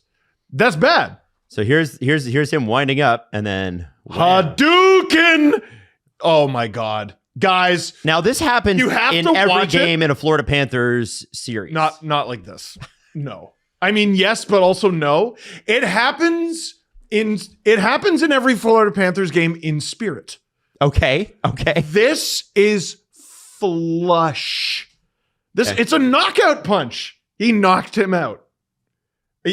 Almost. He knocked him down. Mm-hmm. This would have at least been a standing 8 count. Yeah. Right? Yeah. You can't. And it's with 2 seconds to go in a game that you're winning by 4. So $2,500 fine? I think this has to be one game sussy. Can you go for just a little bit to see where Sam Carrick ends up? Because I think people need to see if they haven't seen ice. There it is. Yeah. So he goes down. And Arber's not a weak man. No, and like he's a pretty strong guy. Some people are like, what? He's going to get suspended for being strong? Yeah. You can be kind of sure. Yeah. Like, yeah. They don't always suspend the act. They suspend the act plus who it's from. Mm-hmm. This is like a bottom 3 person in the league you want to get punched by. Like we were trying to come up with the list on the stream yesterday. Olivier. Arber Xhekaj, Matthew Olivier, Nick Delorier. Yeah, Nick Delorier. And people kept going, and I kept going, Not even Brady? Brady's pretty strong. No. Brady, if he's looking at you, that's a superpower. Right? Imagine if he looked at you when punching. How great he'd be. True. Right? He doesn't. He's like an action figure with mobile arms but no neck. Right. Like McDermott a few years ago was one of the responses, but it's not a few years ago. Mm-hmm. Rempe is tough, but he loses a lot of fights. Sabrin, probably put into the same category. Is Sabrin... He's just crazy. Is he a strong puncher or is he just nuts? He's out of his mind. That's the thing. Like there's a little bit. Sabrin's got a little that crazy where you're like, I don't know what he's going to do. Yeah. Whereas I can expect from a guy like say Ryan Hartman, who's also crazy. He's matured a little bit, so I know he's going to keep the crazy within a bit of a border here. And there are probably some players that we don't necessarily know about as much because they're frankly better hockey players. Yeah. Right? Like Olivier's really good. Yep, he is. Delorier is a fringe roster guy, and actually so is Xhekaj. He's played more games than he hasn't, but he hasn't played every game. Right. And I don't think he's going to be playing next game. Like he caught him so flush. Last thing I want to talk about. I think it's a fine, by the way. You think it's a fine? I think it is too. I don't think there's a suspension there. I don't think so. My bet is 1 game for Xhekaj and a fine for Norris. I think Norris needs to get something because that was pretty chicken shit as well. I'll be very surprised if it's not a suspension. But I think what Ridley Grigg did is like the peak of chicken shit in the playoffs, and that only got 2 regular season games. So Xhekaj doing so important there. Yeah, so Xhekaj doing this isn't going to warrant a playoff game. That's a $5,000 fine. That's roughing. Yeah, and here's the thing: the player safety will be like, "Well, he was looking at him. He saw it coming." Yeah. They're engaged in battle. You know that's what they're going to do. They also don't need to explain it if it's a fine. Yeah, no, they won't say anything. You know, they'll just be like, "Hey, Steve, go fuck yourself." Yeah, move on. They've set the precedent where it's like nothing gets punished that bad. The Habs fans were a meme factory last night. The guy dropping the double birds on that was hilarious in the first period. Absolutely incredible.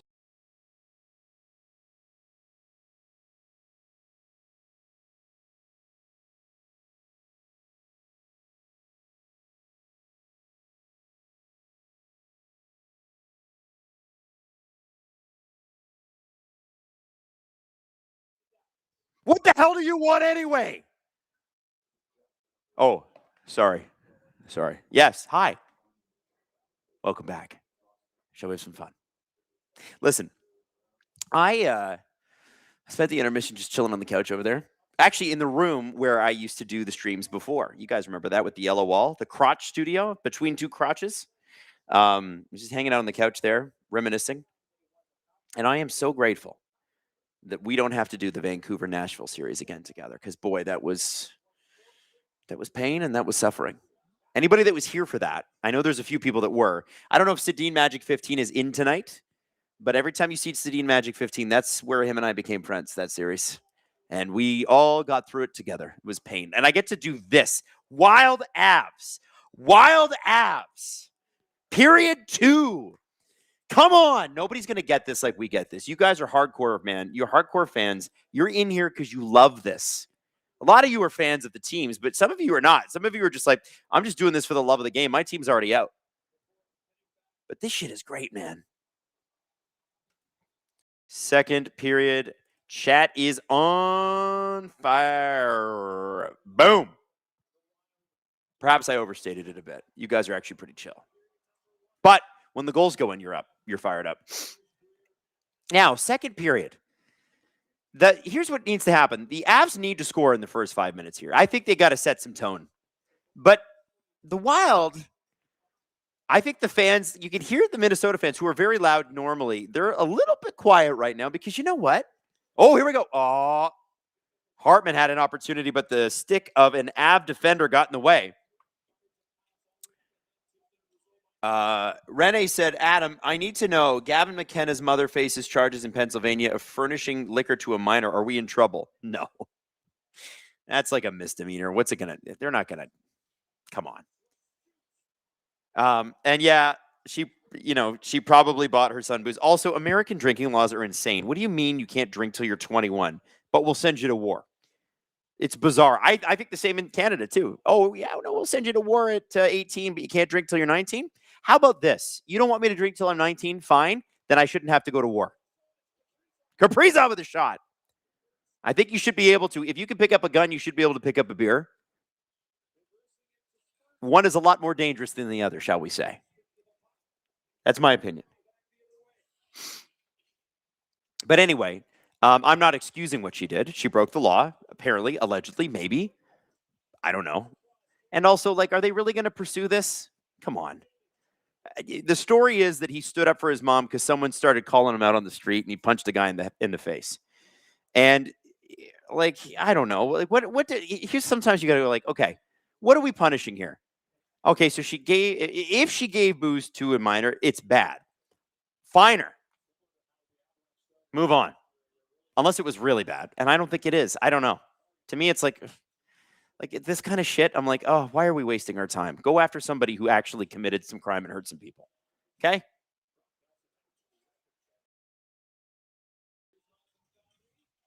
Oh, out front. Oh, Kadri made a great opportunity happen there. And I just don't think his wingers could get to it. Trennan using his body a little bit. Kadri making another great play. And they... O'Connor tripped at the blue line. There's a lot of that happening. And there's a broken stick that is preventing Cale Makar from getting that puck any deeper. O'Connor drops for Makar. Makar down low. Kadri looking for someone to pass to. And he almost found them. And McCarron is going to go to the box for doing something to Parker Kelly. Is it McCarron or is it Bogosian?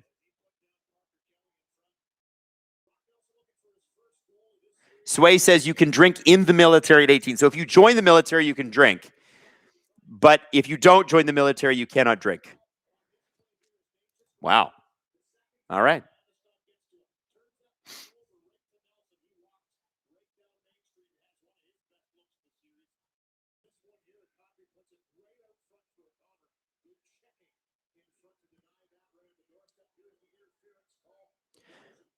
Yeah, I can see why Bogosian got that call, by the way, Kelly.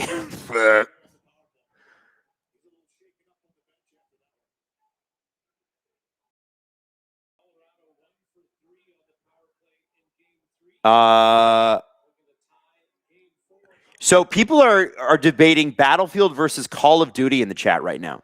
And I got a question. Why have they not ever updated Battlefield 1? Which, for my money, is the greatest shooter of all time. Battlefield 1, the World War I game that came out in like 2016, is the best one that's ever come out. And the story is too small, and the multiplayer used to be phenomenal. How have they never updated that? 90 seconds to go in the power play. McCarr down low. Kadri waiting. Tried to find Landeskog, and out to Natchez. Natchez out front. Oh, Landeskog had a chance, but it fired it just a little bit high. 16:35. Natchez to McCarr to Kadri. Download it. Landeskog to Kadri. Kadri to McCarr. Shot by McKinnon. And I don't know where that went, but it didn't hit the net.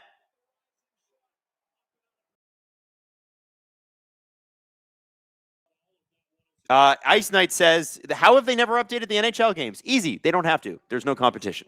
Tyson Barnett. Adam, I really appreciated your take on Austin. I agree with you. His team is trying to control a narrative in case he leaves, and he is personally acting emotional now, and I think he would prefer to stay and win. I think Austin wants to win in Toronto. I think he just wants to be given a chance by the team, and they did a really shitty job the last couple of years. Now, do I love that he's holding them hostage? No. Both can be true. The Leafs did a bad job, and I don't like what Austin's doing much right now either because the first-round pick should change things, but he feels the way he feels. I can't change it. Shot by Spurgeon. Okay, I got some Battlefield 1 people in the chat. I thought people were going to call me crazy. Phoebe said, I wish they had added a Central Power storyline. Think about an Ottoman Empire storyline, an Austro-Hungarian storyline, a Bulgarian storyline, a German storyline. Like, listen, the thing about World War I that they could have done with that game is everybody, the true villains in that were the people that sent them to war in the first place. There was no like good versus evil there. It was the rich people versus the poor people they sent to the front. And that the game captures that a little bit. Oh, shot from the point. Again. Oh, Kadri just put it by Wallstead. Really great power play by the Avs, but the Wild are going to get out of this one unscathed somehow. TMB Sports 3720 says, second, the future is teal, Steve. It's true.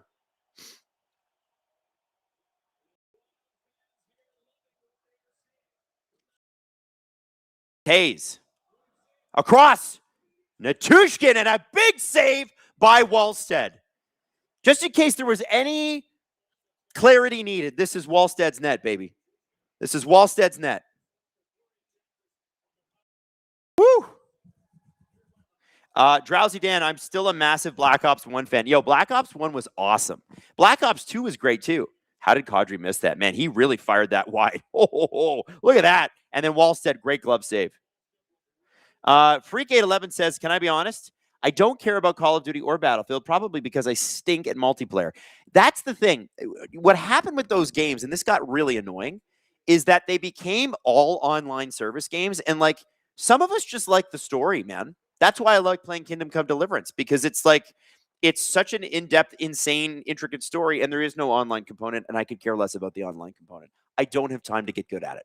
I don't have time.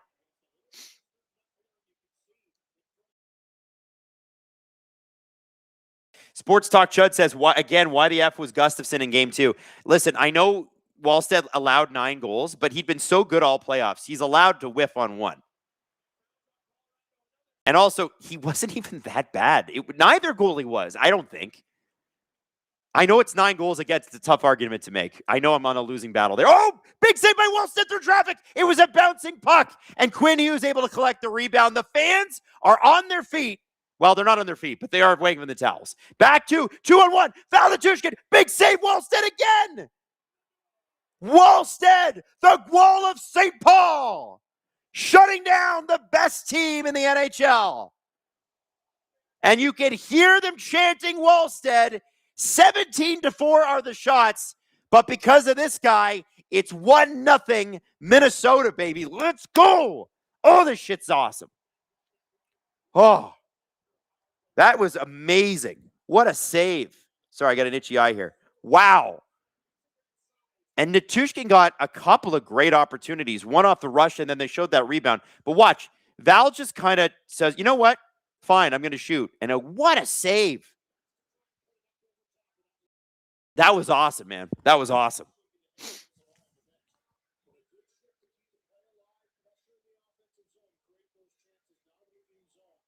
Freak 811, Kingdom Come Deliverance. You mean Medieval Peasant Simulator? Oh, it's such an intense game for that. I never play it in hardcore mode, but I found out last night from somebody that if you play in hardcore mode, every time you start the game, 90% of the time you die before you start because you die in childbirth, which is insane. All right. Oh, no. Minnesota takes a penalty. Now it's really on Wallstead. Trent into the box. John Hines is shaking his head. So what happened here? Nichushkin. Okay, they're going to show the Nichushkin shot again. Look at this save. Kick, save, and a beauty. Just a classic, great goalie save.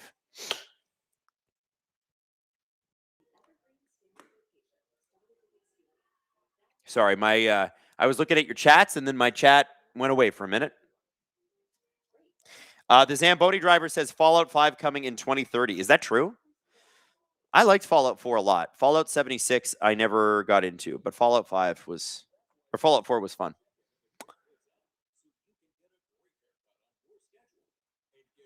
Infected Ketchup. What a name. Oh, my God.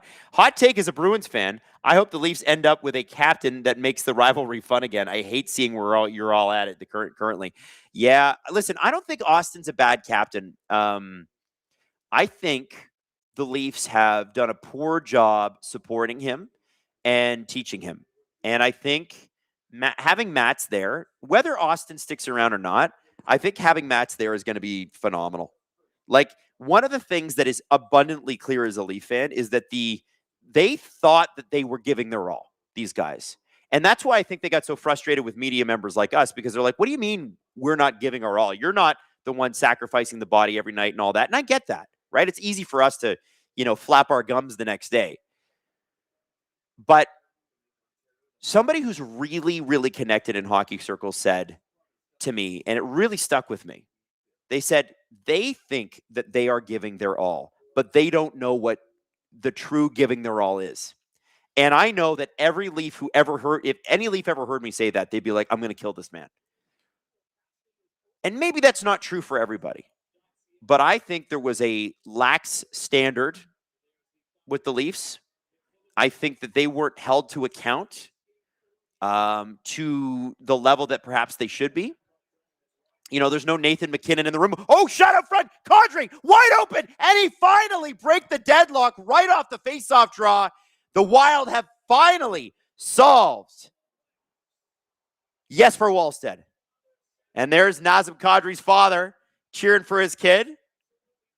Oh, that was a terrible penalty to take, especially after such a great run for Wallstead. And McCarron actually wins this draw, but Natchez is able to push his man off the puck. And then Kadri gets the first shot. And one of the things for the Wild that they got to watch is they could not clear the rebound. Getting the second shot here, it's just, yeah, you just can't.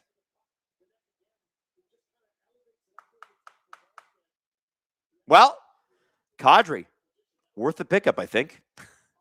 I think so. Freak 811, have you tried Expedition 33? Such a good game.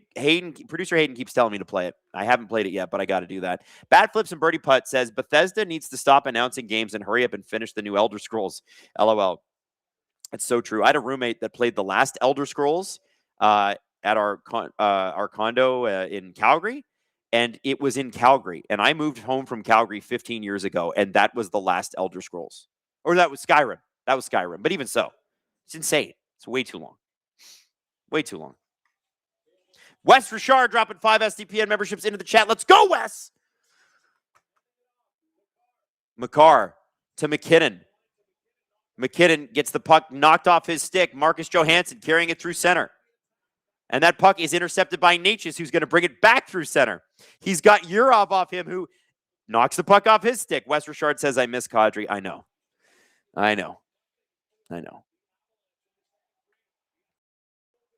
Wah leaves the puck. Yurov to Kaprizov. Kaprizov gets the puck knocked out. There's a lot of stick work happening here. A lot of intercepting of plays.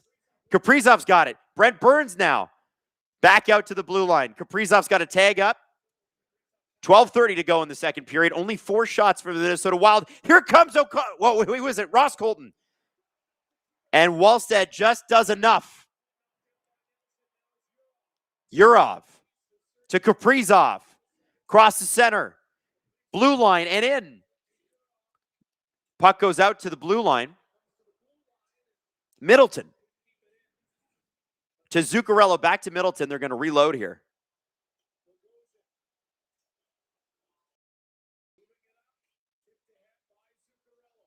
Burns. Bogosian fired the puck in. It was tipped by McCarron, but a little wide. Ooh, play out front. Didn't go to anybody. Oh. So Tarasenko goes offside. Bad flips and birdie putts. I wasted a shameful amount of hours of my life on Skyrim. Was it shameful or was it worthwhile? Time enjoyed is not time wasted, my friend. The what you're looking at says Todd Howard needs to go to Siberia. Who is Todd Howard? I don't know who that is. Swag Poppy, you're off the case, Adam. Ha ha. See what you did there. I see what you did there. Quinn Hughes to Faber to Tarasenko.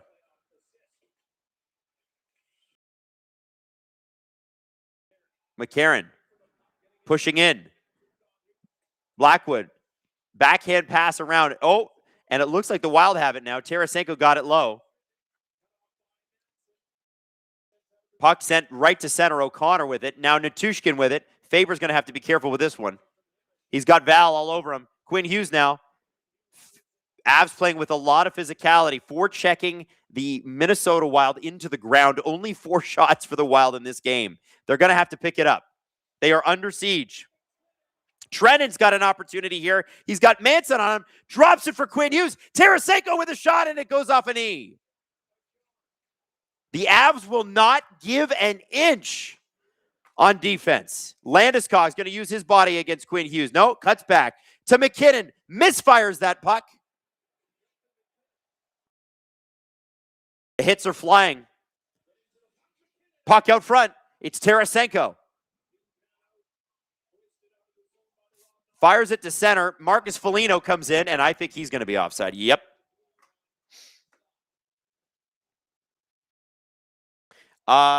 VP says, does anyone play City Skylines? I don't even know what that is. Freak 811, so pissed that the Wild only have 4 freaking shots. It's true. Todd Howard runs Bethesda. Yeah, why do they not, isn't their job to release video games? How do they not do that? Mark says, best NHL game, I'll die on the hill that NHL 14 was the absolute peak of the franchise. I think you're absolutely right. In terms of best NHL games, that was great. I did love unlocking the second phone. I always felt so good as the general manager when I got to unlock the second phone so I could make more trade requests. Let me see here. Other best video games. Well, I mean, obviously Red Dead Redemption 2. I liked Red Dead Redemption 1 too. It was great. It was revolutionary for its time. Grand Theft Auto 5, all the basic ones. I think people are worried about Grand Theft Auto 6 not living up to the hype. There will be some negative Nancy's on the internet, but that game's going to be incredible. They're crazy. Faber from the point shot. Oh, it fluttered in, but nobody was able to tip it. And Blackwood picks it up. Hartman giving Brock Nelson a little bit of shit at the side of the net. West Richard 9 says shots are 420. Reversed. Sorry, shots are 20-4. Reverse, that's 420. 420 is the weed number. Is it time for a gummy? I say yes. Listen, all we ask is that you be safe in your consumption. Just Jimmy says 20-4 in shots. I'm getting PTSD for my Bolts. Oh, yeah, that's right. Game 7. One of the most unbelievable Game 7s I've ever seen. It was very Leafy that would happen, to be honest. Very Leafy. Mickelson says, why is there a July 1st narrative with Matthews? He still has 2 years under contract. Wouldn't want to trade him until 2027 anyway because of the Boston-Philadelphia picks. Because if Austin Matthews tells you he doesn't want to play here anymore, which he's already said to the Leafs, I'm not sure. Like, I don't know why people think the contract matters. That's the part that's confusing to me. Like, people act every time someone with a no trade clause or a no movement clause requests a trade or a team trades them. They're like, wait a second, you can't do that. It happens every year, guys. And so Matthews has told them, I'm not sure I want to come back. You got to show me a plan and you got to execute it. And I'll let you know in July if I want to come back. That is what has been said right now. So it's not a narrative. That's legit. Oh, Foligno's going to go to the, it looks like Marcus Foligno is going to go. So yeah, listen, I don't like hearing it either. But you could say, hey, Austin, we'll suck it up. You're going to have to play for the Leafs. You can do that. Probably not the best idea. Trade him with 2 years left. If you trade him with 2 years left, you're going to get a lot more than 1 year left. Teams would love to have that guy. Okay. Oh, so Kaprizov was tripped.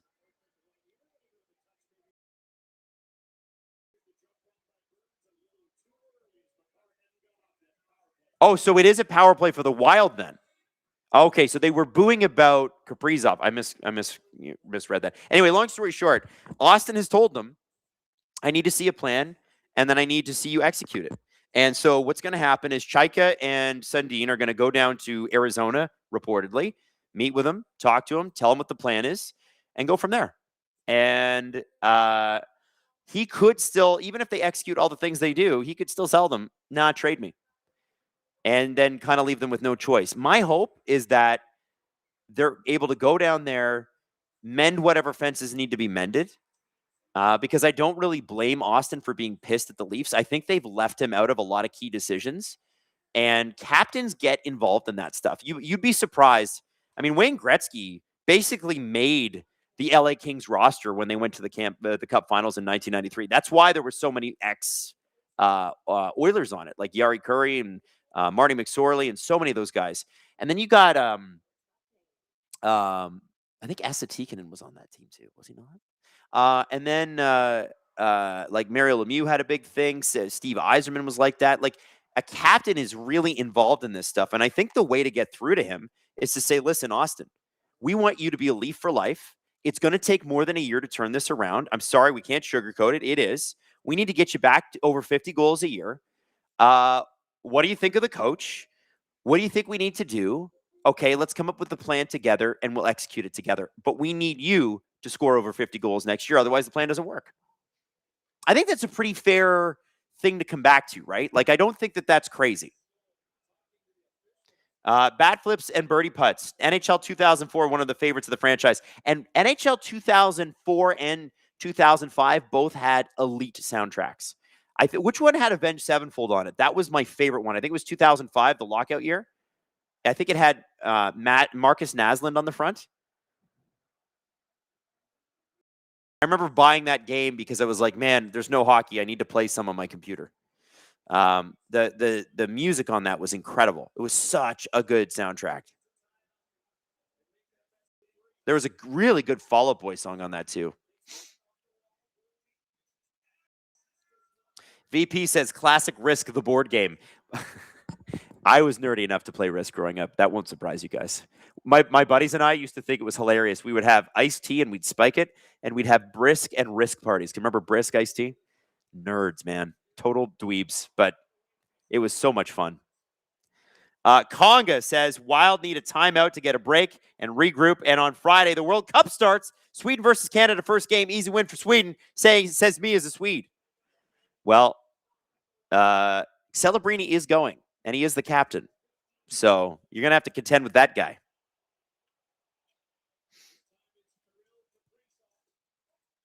Shez says, I see it as time to talk about Star Wars Empire at War. I have a Mac computer and I can't play it. I love that game so much. I love it so much. 56 seconds to go on this power play, by the way. Wild are just not able to get much going on the offensive side of the puck. The Wild better just not take a penalty the rest of the game. They cannot get anything through this Avs defense. They're going to have to find a way to win. This is not a game that they can come back and I think and dominate unless they come out flying in the third. Just get a goal here and batten down the hatches. Kaprizov to Urov. Urov to Quinn Hughes at the blue line. Urov with a shot and a good save by Blackwood. Kaprizov tried to get a stick on that, but Blackwood let it hit him. Swag Poppy, question for my northern cousins. Is poutine meant to be eaten with hands, metal, or wood fork? Also, what is your D&D or Baldur's Gate character class? So I've only played D&D once, and I can't remember what my character class was. I've never played Baldur's Gate, so I'm answering your question like Tarantino backwards. Poutine can be, and the ones we get on the street are often with wooden forks because it's just environmentally friendly, but I don't think there's anything wrong with eating it with a plastic or a metal fork. You definitely don't eat it with your hands, though, unless you're stealing someone else's poutine. I mean, you know, we have standards up here in Canada, right? You get gravy and cheese. Maddie makes a really good point, too. She's like, it also has got to be way too hot to eat with your hands. Here we go. Marcus Johansson. Oh, Natushkin just stopped a great opportunity. Down the ice he goes, leaves it for Ross Colton. Colton with a shot. And then he fires that wide. Back out into the Av zone it goes. Tays turns, fires. Gets it up. Colton again. Leaves it for McKinnon. Boldy crosses the blue line. Boldy gets through. Oh, he just put the puck wide. Oh, Landeskog. Oh, and that play. Landeskog made a great play, but the pass was intercepted by Minnesota. Back down the ice it goes. 6:33 to go in the second period. Shots, and I'm going to repeat this twice because it's crazy, are 20-5 for the Avalanche. They have 4 times as many shots as the Wild, but somehow, actually not somehow, we know how, Jesper Wallstedt has kept this game 1-1. Cale Makar. He's bearing down on Zach Bogosian. This is a favorable matchup for him. Leaves it for Natchez. Natchez has got, he gets the puck just kind of pushed off his stick. Oh, McKinnon with a great play to Landeskog. Landeskog fired it on the goalie, but hey, it's Wallstedt, so he's got it. Bad flips and birdie putts. Man, stealing poutine is a fight on sight. Man, I just love sneaking in and just grabbing one little cheese curd. Just, I got it. Marcus Foligno. Headmans the puck.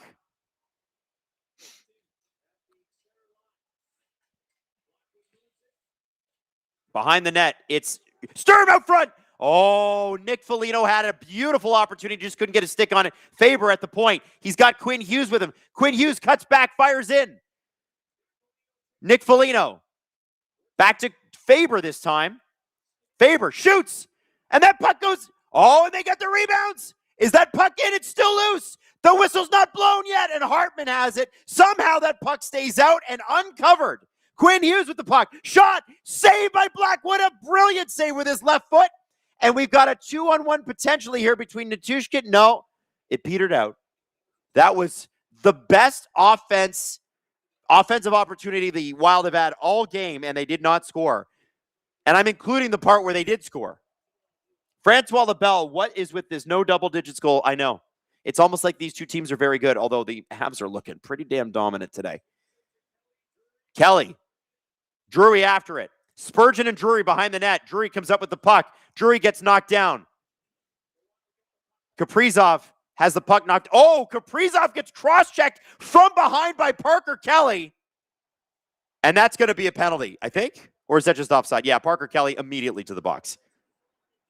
Yeah, like that. I know Kelly's not thrilled about that, but that's a cross-check on a cross-check on a cross-check. Yeah, again, I want to say, if the Florida Panthers are playing in this game, that's not a cross-check. But because these are normal teams, it's a cross-check. How does that puck stay out? That's unbelievable that Hartman didn't put that in. Unbelievable. What a save by Blackwood, too. He did the full splits, man.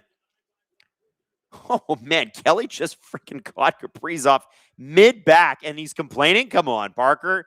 You can't be doing that. All right, let me have a drink here.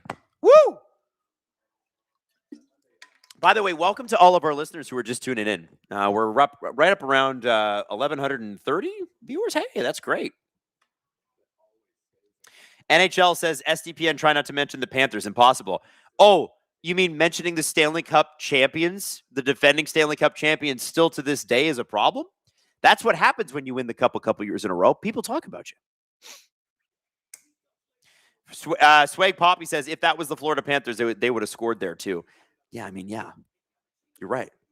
They are the thing about the Panthers that was always so frustrating is you could press, and you could be dominant for 10 minutes, and then it would be like they got one chance and they'd scored. They were very ruthlessly efficient with their goal scoring. They'll be back, man. The Atlantic next year is going to be awful. You think about how great the Lightning always are in the regular season, although in the postseason they've kind of been falling off. Montreal's great. Buffalo's great. Ottawa could be great if they got good goaltending all year. Did I say Buffalo? I think I did. You're going to have the Panthers back on it, and you're hoping the Toronto Maple Leafs can somehow break into that too. And, oh yeah, Detroit just missed by a couple of points. Who's the bad team? Is there any bad team, like legitimately awful team in the Atlantic? Not one. Not one. It's going to be a very interesting year. Denise Campbell, 6. Can't be a captain if they won't let you in.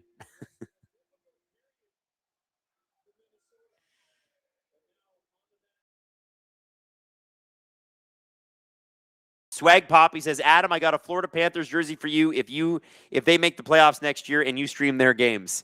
I usually do Western Conference games, mostly so I can put my kid to bed. It's a lot easier because she goes to bed around 7, so it's easier for me to do it. That's why. That's why I don't do the East games. Kaprizov. To Boldy. Boldy cross the ice. Down low in front. Oh, it was a great play. Remember, this is a power play. Wild need to take advantage of this. Sports Talk Chud says the Bruins are a zombie that never dies. That's the thing. Boston's like, they're not a bad team either. I don't know. It's going to, a lot of it's going to come down to injury luck for a lot of these teams. And I think that favors the younger teams, your Montreals, your Buffaloes. The Lightning have played a lot of hockey. Hartman. Zuccarello downloaded back to Hartman. Hartman's definitely going to pass to Quinn Hughes. They always do. Shot! Ooh, good play by Boldy to try to sneak one up high on Blackwood, but he's not able to get it in. 1:07 left in the Minnesota power play. Sports Talk Chud says, I think every Atlantic team bodies the Pacific. Most of the Pacific, I think. But they're, Vegas, listen, I don't know if you guys have caught a lot of the Vegas-Anaheim series, but Vegas is like 96, 97% on the PK. They've allowed 2 penalty kill or 2 power play goals against, I think, all playoffs. There are some strengths there, and I think the thing that happened to them in the regular season was twofold. Number one, your goaltending wasn't great. Carter Hart missed training camp for obvious reasons. Aiden Hill wasn't very good, and neither was Carter Hart, so he had bad goaltending. Now Carter Hart looks like he's comfortable. The other thing is William Karlsson, man. Having Marner play center in place of him. Like, Marner is a very good hockey player, brilliant hockey player, always going to succeed wherever he goes. But let's be honest, having him there is not the best place for him. Quinn Hughes with a shot. Out front, Kaprizov. Shot! Where does that go? I think Blackwood's got it. Woo! Great rush by Quinn Hughes. What a game breaker he is. Anyway, what was I talking about? I can't even remember. Anyway, yeah, I think the Vegas having William Karlsson back, and if they can get Mark Stone back, they're a pain in the ass to play. And you watch the way Torts has got them playing defense too. They look like a different team. Like, Torts was very nice about Bruce Cassidy and, coaches protect each other and stuff like that. Kaprizov with a shot.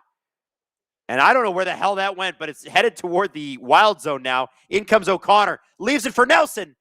And a save off the blocker by Wallstead. O'Connor digging in the Wild zone. He's going to try to just rag this out. And he gets the puck stripped. Quinn Hughes through center come the Wild. Puck left for Boldy. Shot. And that just goes a little bit wide, excuse me. And Hughes and Drury are down behind the net. Faber's got it now. 7 seconds to go in this power play. Blackwood's looking strong, man. Real strong. Anyway, long story short, the Vegas Golden Knights are they're a lot better than what we saw in the regular season. I think Torts has got them playing this. It's an ugly style of defense. And what I mean by that is it's great defense and it's a pain in the ass to play against them. Watch their puck support. I keep mentioning it on the Ducks Vegas stream, and it's so boring to tell people about, but it's actually really impressive. Even on the PK, when there is a battle along the boards in their own zone, there's always a second guy there to help. Always. Always. It's amazing. And they use their mobility to just hound the Ducks on the power play. Now, the Ducks have a phenomenally talented team, but they're younger, so they're learning. And I think Vegas is kind of trying to use that to their advantage. Tarasenko through center, tried to get a shot off in the slot, but it's interrupted. Denise Campbell says, won't let you be one. Not sure what happened with last one. Denise, I'm not sure what you're mentioning there. Francois LaBelle didn't check. Aren't your games super late? Well, not tonight. Not tonight.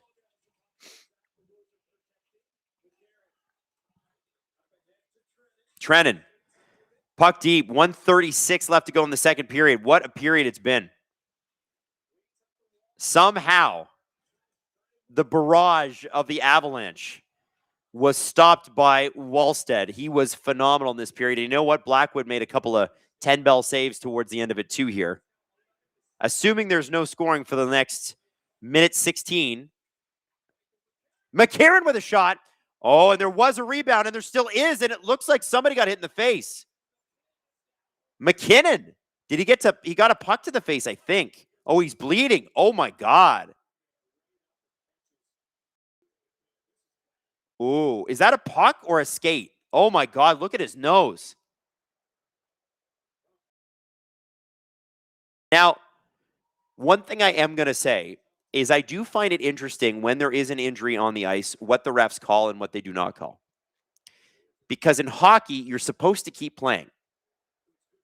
And they do blow it dead, but it's a very much like a refs have to call it. And a guy, Nathan McKinnon, does not flop. So what happens here?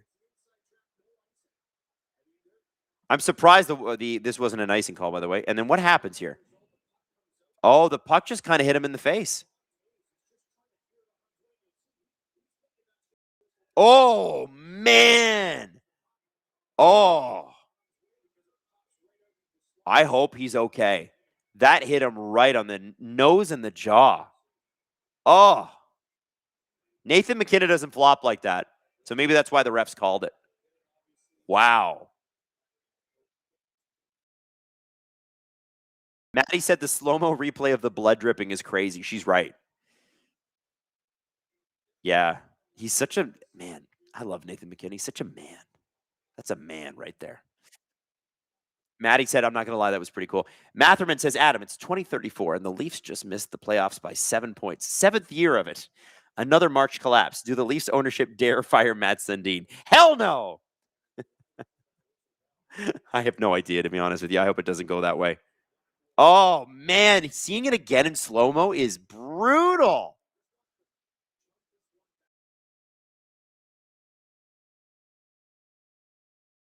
McKinnon got Frank Nazard. Yeah, he did. Ian Ball says he looked pretty pissed about it. Nathan McKinnon always looks pissed. That would not be a departure from how he always looks. Wow. Denise Campbell said, half of my posts have not looked the way I meant them to. That's okay, Denise. Don't you worry about it. McCarron. Nelson. 1:07 to go in the second period.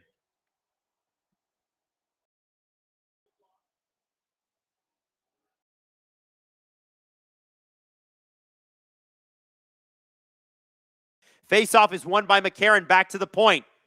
It's Faber. He's got some open room, but Kadri able to interrupt his skate. Faber fights off Kadri. Gets the point, puck to McCarron, leaves it at the point for Quinn Hughes. That's his name. That's that guy, right? Kaprizov, and that puck is flipped up high. McCarron and Nelson have been going at it all night. I don't know if you saw it in the bottom of your screen there, but they do not like each other at all.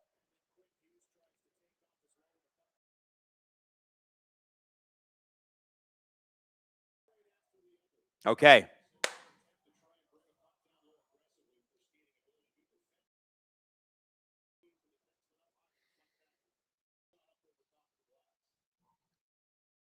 Giggling Cat is dropping in. What's up, Giggling Cat? Cat the Cats fan.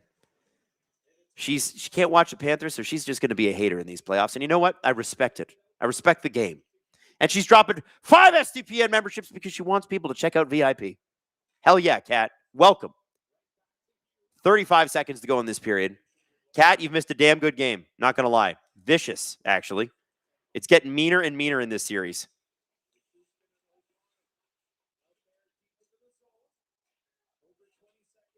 $20 seconds to go. Hartman. He's got Trennan. He leaves it. Here comes Kaprizov. Oh, with a great opportunity. 9 seconds to go. Hughes from the point. Shot. It actually gets through. Oh, and they just missed on the rebound. Woo! I got goosebumps on that last one. Woo-hoo-hoo. Oh, baby. So we'll see if Nathan McKinnon makes it back out. He took a gigantic puck off the face from Cale Makar. A little bit of friendly fire. Now, oh, that's Wild. Hello, Wild Wing. I wanted to remind you that Iceberg is being given away tonight, courtesy of McFarlane Toys. We love McFarlane Toys. They make all of these, and I love their Mascot series. It's my favorite thing that they do. It's so cool. So we're going to give you Iceberg. Now, you got to be a Canadian, like living in Canada, Canadian address, and you can't be in Quebec because Lotto Quebec says, no, we don't want you having any fun outside of Quebec. The rest of Canada can go fuck off. I think that's what they say. Maybe I'm wrong. Maybe I'm overstating that point.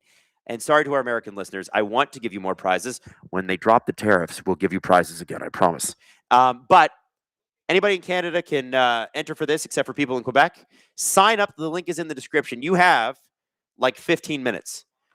Once the puck drops at the beginning of the third period, not yours anymore. Okay? So, who wants to win Iceberg? Who apparently fought Jean-Claude Van Damme in a movie? I didn't know this was a thing, but it's part of hockey lore. Come win Iceberg from us. Let's go. All right? All right. Maddie, what clip are we playing? Oh, no. Are we really going to do this? Oh, man. All right. All right. The clip we're going to play is from today's Steve Dangle podcast. And we talked about every single playoff series in today's Steve Dangle podcast. But Maddie, because she's an agent of chaos, Wes Richard says, Adam, 1:50 a.m. comes fast. Time for me to go to bed. Enjoy the rest of the game, and I'll see you tomorrow for the quacktastic good time that will be a Ducks win. Cheers. Wes, we love you. Have a great sleep, sir. Enjoy the early morning shift. Okay, I'm going to go to break. Austin Matthews and his situationship with Toronto, because that's what it is right now. Check it out.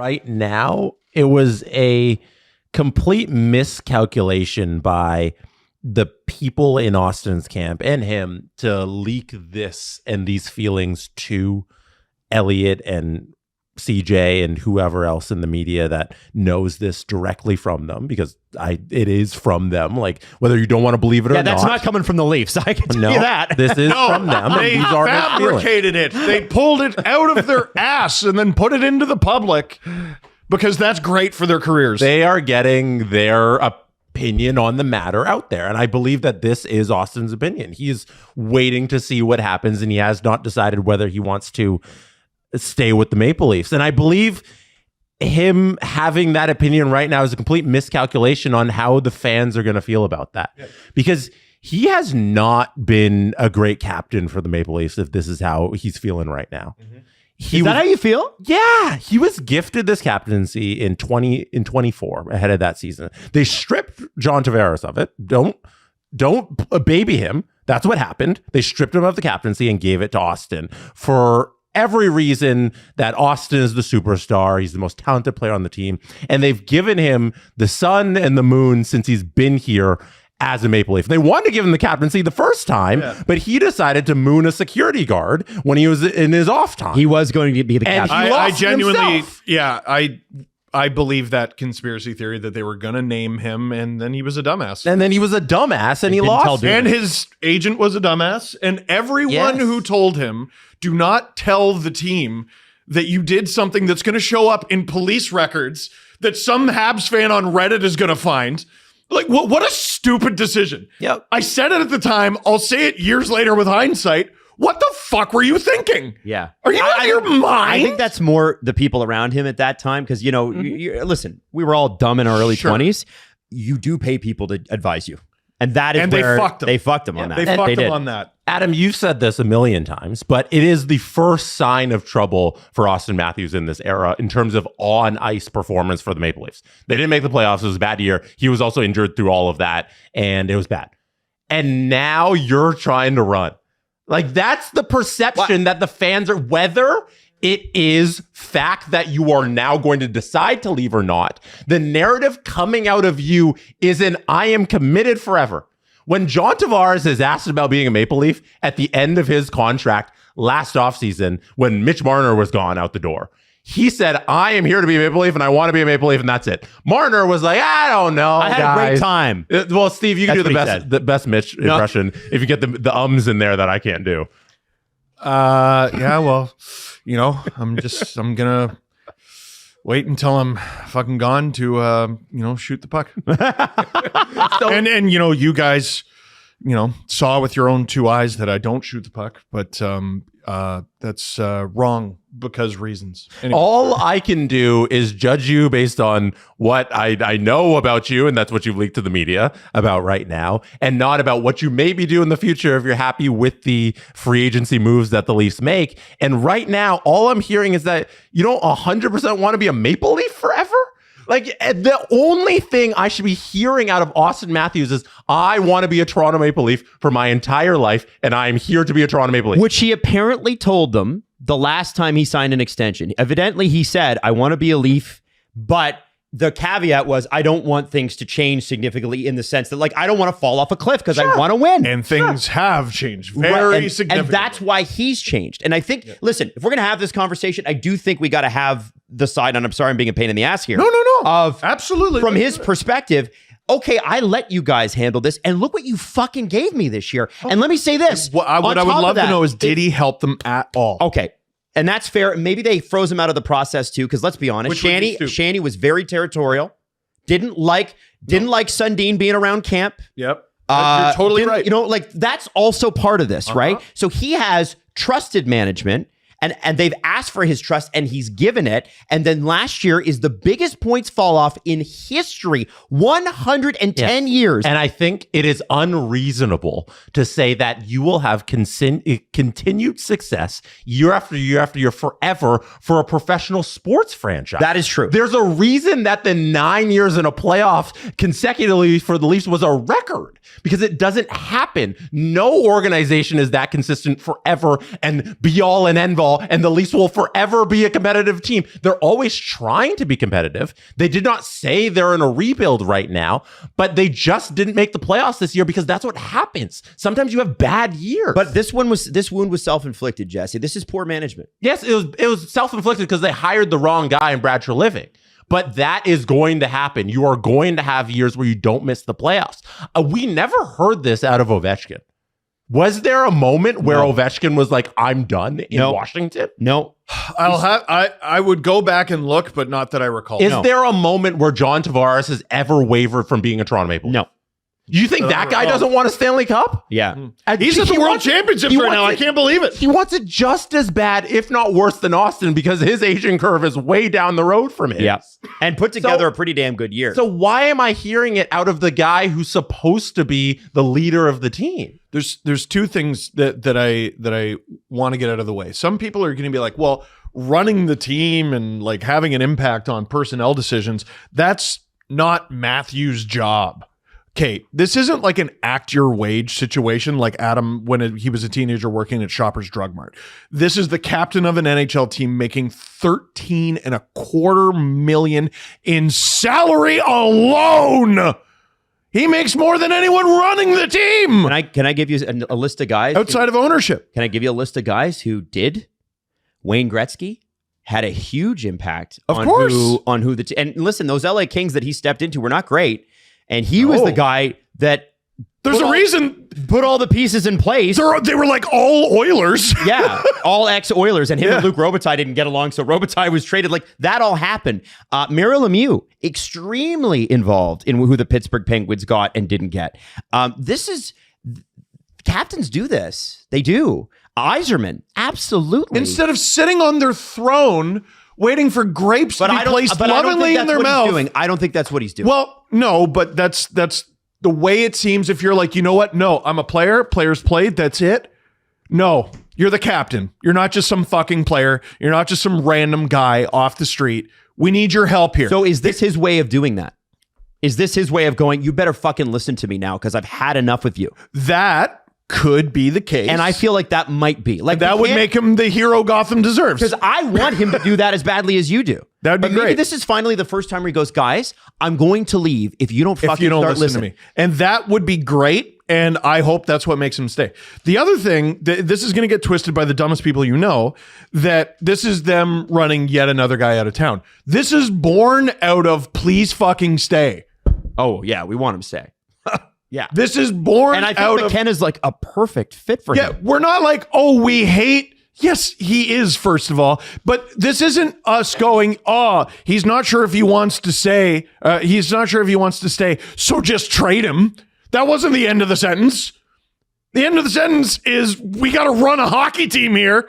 So we need to know what's going on with our captain who makes 13 and a quarter sheets and scored 60 goals twice. Yeah. And I think, Steve, to that point, you want him to stay. I started this because I'm worried about the public perception, because this has happened. We've seen this before. It was Mitch who misread the public. And let's be honest, he was beloved in Toronto, but there was a defined change between what happened before that contract was signed and what happened after. And it had to do with what his agent said, starting with that Toronto Star interview the day after Matthew signed his extension. February 2019. It did. And so Jesse and Steve, here's the other thing. And O'Neill made this point, and I think it's a really good one. You know what would really help the Leafs get better? Matthews getting over 50 goals again. Mm-hmm. That would really help. How about over a point a game? Let's talk about this. If the Leafs are seriously considering keeping Craig Berube, which Drager says they are, I can't help but think. No. I think Drake's reporting is great there. I do think that's coming from Berube's camp. He's not an option.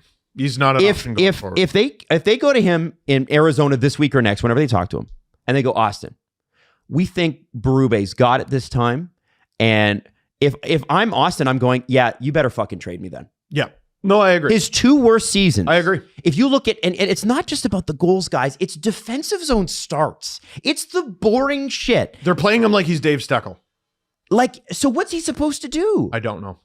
That's where Connor McDavid steps in and goes, you better get rid of this guy and bring in my guy. He did that. Connor did that. Or some other captain. And Connor now is willing to probably get rid of his junior coach to bring in Bruce Cassidy.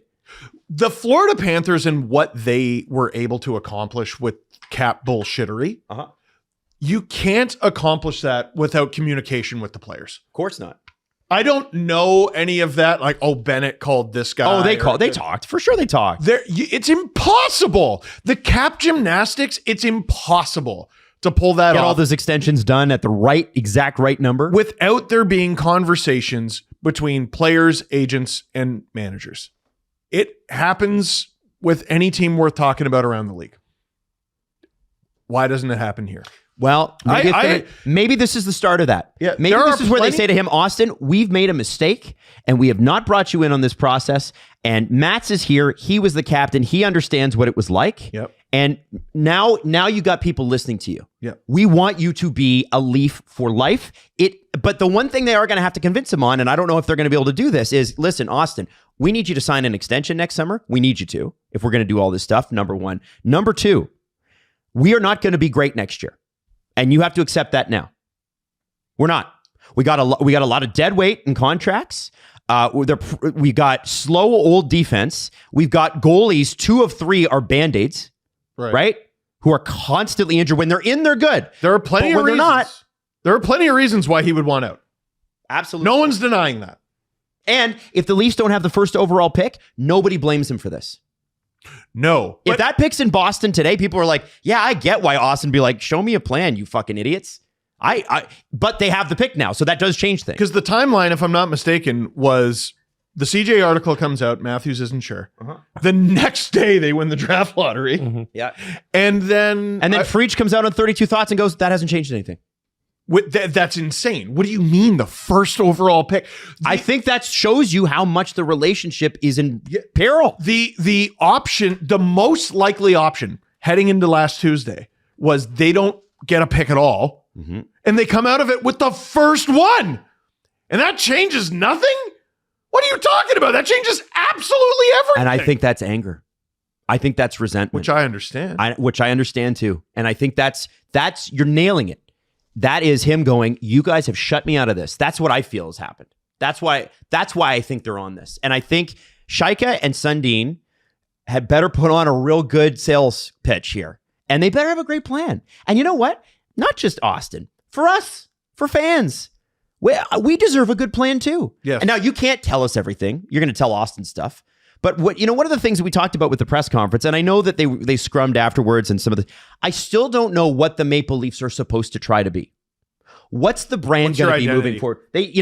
I know that the press conference got a little off the rails and stuff like that, but that's sort of important too. I'd want to know if I'm Austin, are we big and mean? Are we flashy and scory? What are we?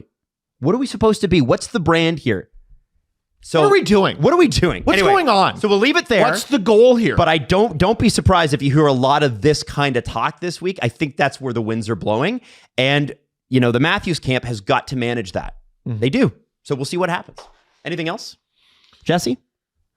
I think it's ridiculous that he has 2 years left on his contract and he's already trying to get out. Is that, wow. You have 2 years. You have 2 years as a Toronto Maple Leaf. Now, McDavid does too, and they're saying he's got, like, the clock's ticking already on that one. McDavid gave them a discount. When has Austin ever done that? And not the same at all. Austin and McDavid? Not the same. Not the same. Okay.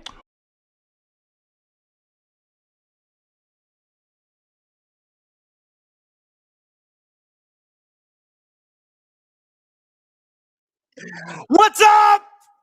Hi, everybody. What did you think? Were you into it? Were you out of it?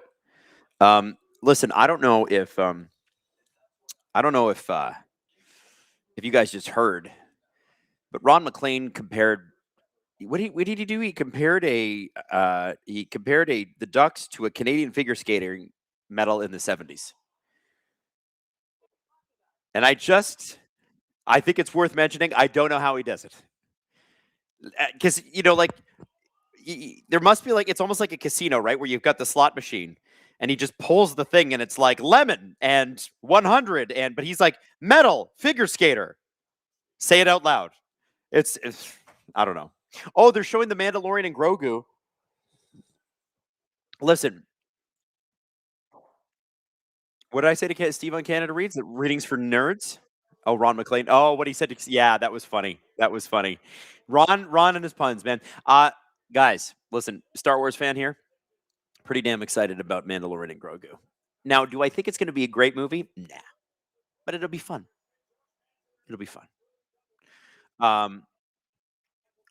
Maddie says, I think they've stretched Star Wars out too much. I think that they agree with you, Maddie. They're going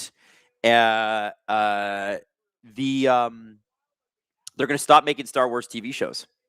So it'll just be a movie every couple of years because they kind of overdid it with the Marvel and the Star Wars. And then what they did with Marvel, which caused me to tune out because I was barely in on Marvel because all the movies were the same. Let's be honest.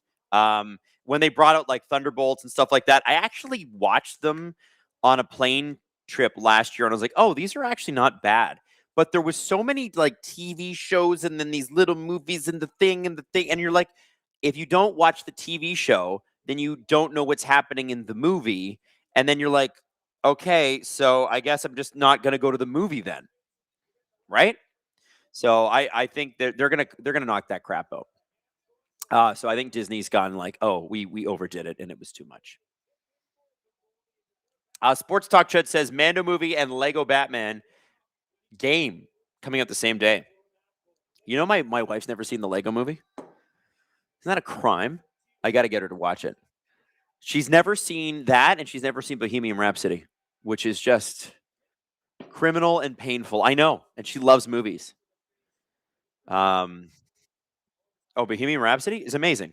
Also, like, I grew up loving Queen, and I had the Live 8 DVD when it came out, the Live 8 DVD, and I remember watching it and going, oh my God, this is the most incredible performances ever. Nobody told me about it, and then they made the whole end of the movie that performance, and I was like, oh! Especially when they break into Hammer to Fall. Hell yeah. That song fucking slaps, man. One of the most underrated Queen songs. Maddie says one of the best biopic castings ever. Yes, Remy Malek's amazing. He did a great job. Yeah, he's great. Ian Ball says I busted. I watched Moneyball for the first time last night. You watched Moneyball for the first time? Oh my God, Steve's gonna come to your house and fight you. Jake says they can keep releasing animated Star Wars. Maul is great. I have not watched Maul yet because I've been waiting for more episodes to come out because I like to get it all at once. But I've heard Maul is awesome. It's getting like huge ratings on like the Rotten Tomatoes isn't really high. It's getting a lot of views. I think they're going to do a lot of the animated stuff, but we're talking about like big fixture kind of stuff. And they're talking about taking the last 3 movies that came out and just erasing them and then taking them out of canon, which is, in my mind, a good idea. Last Jedi and Rise of Skywalker are awful. Force Awakens, I didn't mind so much. Andor, everybody's talking about it in the chat, is incredible. I think they'll do limited series from time to time, but they're going to bring it less. They're going to make it an event. It should be special when Star Wars comes out. It shouldn't be available all the time. You know what I mean? Yeah, I think burn those movies. I thought the actors did a good job. I thought they had so much potential with Poe and all these, like, so much potential, and they just goofed it. It was just awful. And it doesn't matter why you didn't like those movies. They weren't great. We all know they weren't great. Let's be honest, they weren't great. Even the people that are like, no, The Last Jedi was great. No, it wasn't. It wasn't great. There was cool elements, but it wasn't great. Oh no, the spaceship's going to run out of space gas. What are we going to do? It's like, come on. Now, you have to remember, too, Star Wars is made for children. So as adult children, we must suspend our disbelief. Look at Nathan McKinnon's nose. Did he break it? It looks a little curved. I wonder if he broke it.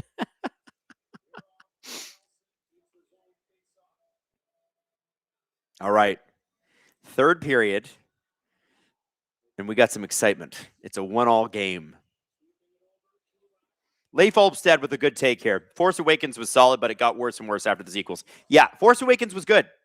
Charming, funny, good. After that, Johansson, cross center ice.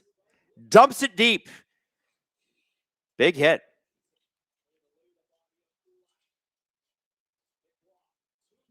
Nick Waugh. Avs cross center. Wallstead plays it. What do you think John Hines told the Wild after that second period? With the shots being what they are, and they were much worse at one point, what do you think he said to them? Be like, guys, can you get some shots on Blackwood, please? Wallstead's bailing you out. And looky, there he does again. Good save. Avs are dominating 5-on-5 play. There's no question about it. Tarasenko takes a slide and throws it out there. Giggling Cat says, we need to talk about sudden death more, though. It's a great friends and edibles night. They decide, oh, here we go up front. There they go. Oh, the Wild had 3 great opportunities. Shot again by, oh, how did that stay out? That's unbelievable. I'll come back to you, Cat. Don't worry. Unbelievable stuff. McCarron. Around. McCarron tried to pull the Gilmore. Didn't work. But a nice try. 17:07. Man, that was some of the best offensive zone pressure the Wild have had literally all game.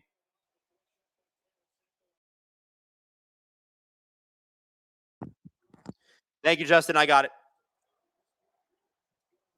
16:50 to go in the third. Going to announce the winner when we go to commercial break here. Who gets to win Iceberg? I don't think that's Iceberg's personality. And the puck is fired in. Is that out of play or is that that can't be an icing?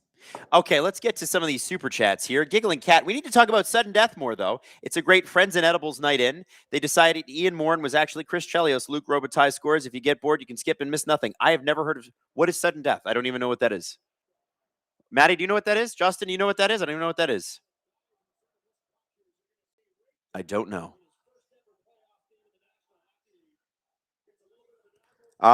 Okay, so Kat, help me here. Okay, now, Denise Campbell. How many times did Rami watch Freddie's Live Aid performances because he nailed it? He did nail it. He was amazing. He was amazing. They absolutely crushed it. Detroit fan in Montreal. I am one with the Force, and the Force is one with me. Oh, Rogue One, be still my beating heart. The greatest X-Wing fighter scene in Star Wars history, and that includes Return of the Jedi.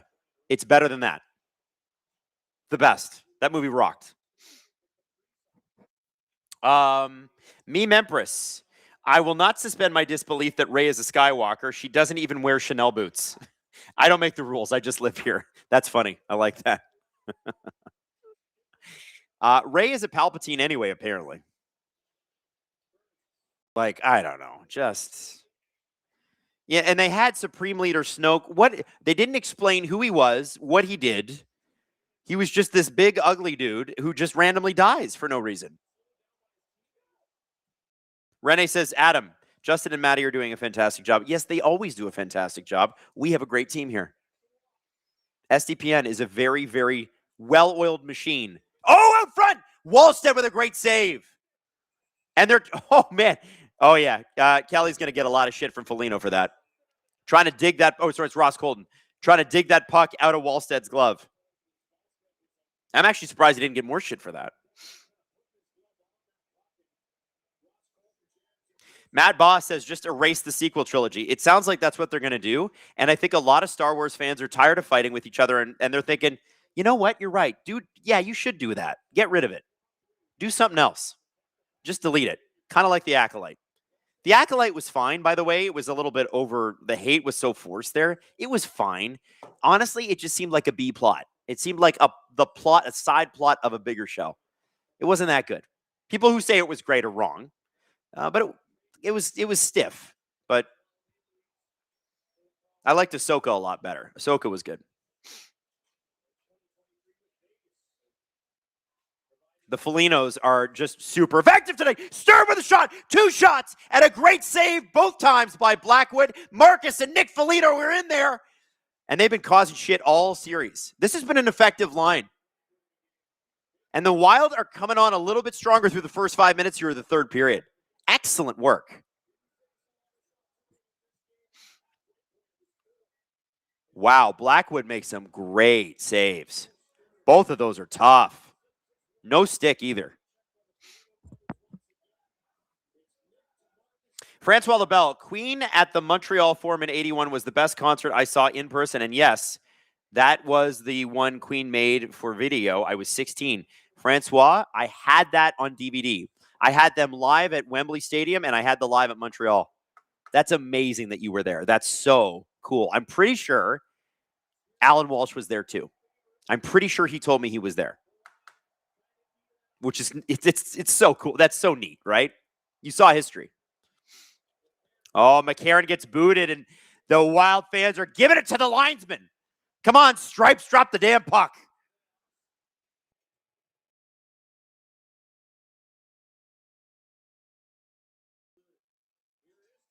Drury, around the net. Back out. Makar. Over! Oh, what a great play by the Wild, or sorry, the Avs, and unable to capitalize on it, but Makar with an unbelievable pass. I don't know how he saw that. Bogosian. Both teams are going to change, and they're just going to take a minute here and have a breather.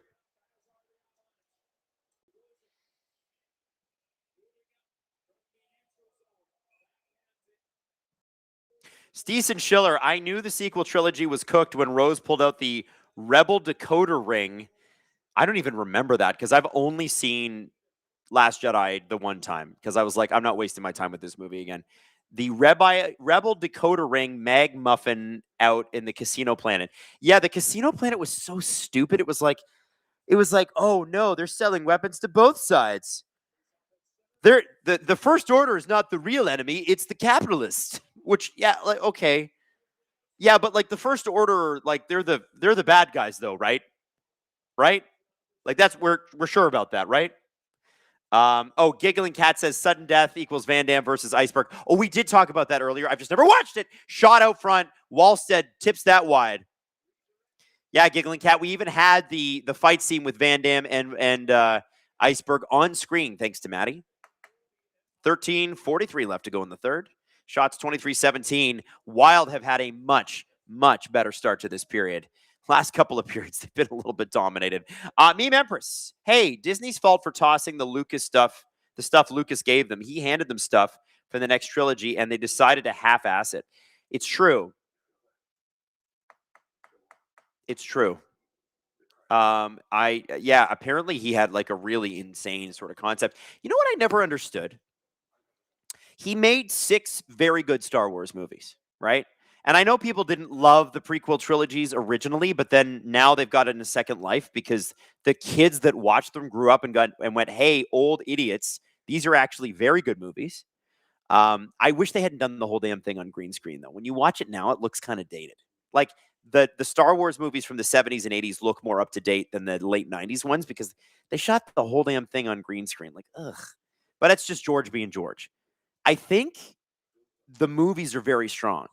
And I'm surprised Disney were like, hey, we're going to buy this from you and get the fuck out of here. Hey, you made this a $4 billion purchase for us. Please leave. I'd be like, hey, man, can you help us make some more money here? We'll get you some money, too. Weird. Rainmaker says, I can't wait for Spaceball to search for more money. That will be funny. I do love Spaceballs. El Hong said, the mistake Disney made was not having a singular voice when it came to guiding the trilogy. Originally, all different directors until JJ was brought back, which is why it's such a disjointed storytelling. Well, here's the thing. JJ set it up really well with The Force Awakens. I think you could have gone anywhere, but Rian Johnson comes in and goes, I need to be very different and cool. And I like Rian Johnson movies, like Knives Out they're awesome. But I just think he was the wrong pick. And you have to remember the original trilogy, all 3 movies were directed by 3 different people. So Disney was like, well, we want to do the same thing as they did with the original trilogy, and they had 3 different directors. So the reason they went back to JJ is because The Last Jedi was so bad that they're like, okay, JJ, save us. And JJ puts out The Rise of Skywalker, and it was way worse. It was terrible. Terrible. Meme Empress, Lucas shouldn't be trusted with dialogue, but he's good with everything else. Sans, coarse, rough, and it gets everywhere. It's true. His dialogue stinks. But use the man's ideas. He was a visionary. Wallstead. Out front. Wallstead. Oh, he just gave the Avs a great opportunity, but Lehkonen could not put that. I think it was Lehkonen. No, it was Nelson. Could not put it in. Shot. In again, off a stick, wide. Brock Nelson's got it. He's going to shoot again. And that goes off the post this time. Nick Waugh to Taze. Taze back at the point. Intercepted, but out front, and they score! The Avalanche have scored. It's Ross Colton. They kept pushing and pushing and pushing, and it is now 2-1 Minnesota. It's quiet in that building.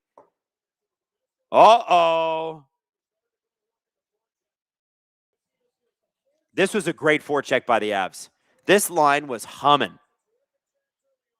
And look at Nick Waugh. Look at the play he makes there. Mouth guard and all. Over to Taze. Taze lets it go down. Nelson back to Taze. And Taze is going to get this deep. And Waugh makes that beautiful pass to Colton, and it's in. I told producer Drew he was going to love Nick Waugh, and he didn't believe me.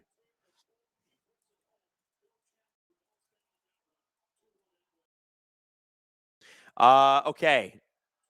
Denise says, first Stars on the Ice, I went to 93, and they did the Queen Medley finale. It was awesome. Yes. Giggling Cat. You should watch Sudden Death. It's glorious brain rot. But you're wrong about the sequels. JJ didn't plot things well. C, Lost. Star Wars needed a world builder in the mix somewhere. I agree with that. I thought the Force Awakens had potential to jump out of, though, right? Like, JJ didn't have to have the whole trilogy. Like, it could have been another director that took it a different place. I just think, like, Luke Skywalker being this, like, bitter old man, I'm like, this is not what I want to see. Like, and he's drinking fucking weird milk from that gross lizard thing. Like, what are we doing? You know what I mean?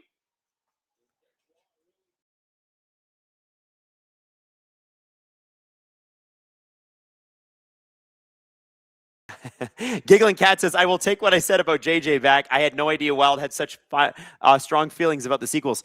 Listen, JJ, I thought, did a good job with The Force Awakens. He basically recreated A New Hope. Let's just call it what it is.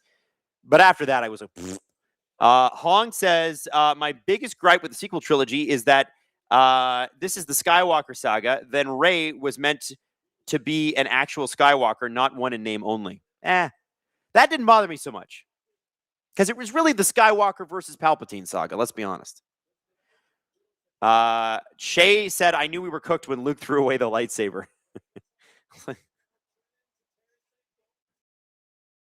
McCarran. To Tarasenko, to Middleton. Tarasenko, one thing we can all agree on, the fact that they did not get Luke, Leia, and Han together in one scene before Carrie Fisher passed away is a crime against humanity, and they should be embarrassed. Embarrassed. That, I think we can all agree on, even if we don't all agree with where the trilogies went and stuff like that.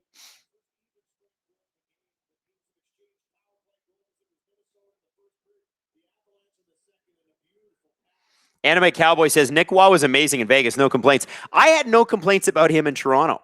None. It was just the way Berube played him. They can't bring that guy back.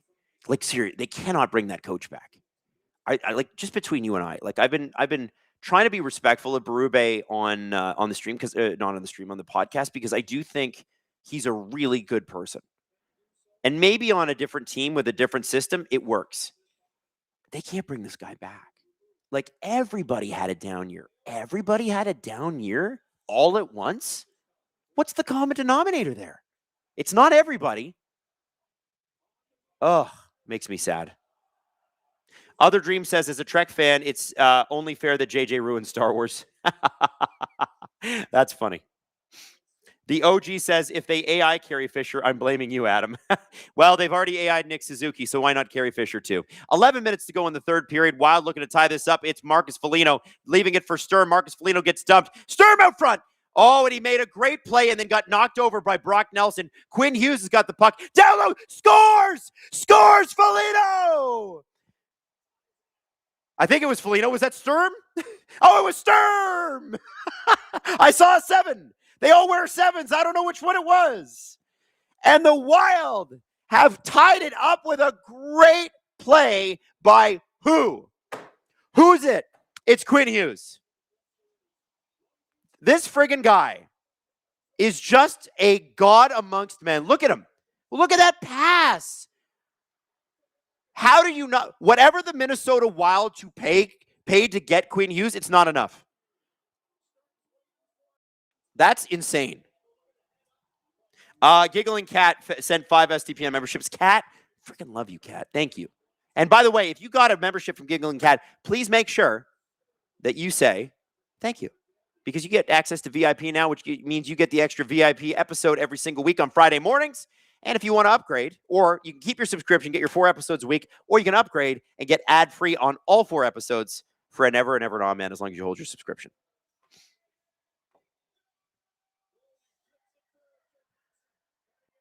$10:26 to go in the third. Game is tied. You know what I haven't done all playoffs? Shot by O'Connor.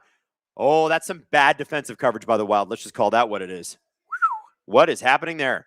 Mojo at the point with Kulak. Shot from the point is Brent Burns. Boy, that looked like it might have gone off the post. I'm not sure, but woo. Kadri, down low. Spurgeon. Burns.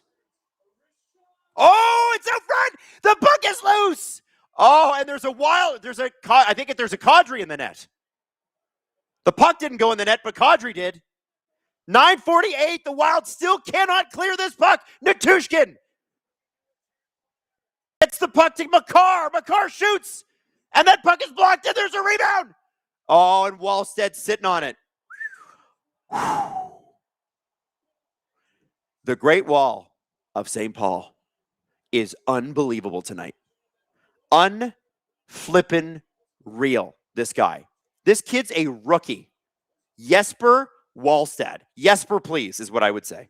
Look at that. Look at the save. He makes the save off the helmet as Nazem Kadri falls on his back. And then he's got Cale Makar bearing down and just makes a Patrick Waugh vintage glove save out of... That was incredible. That was amazing. Wow. Damn, dude. Okay, let's get to some super chats.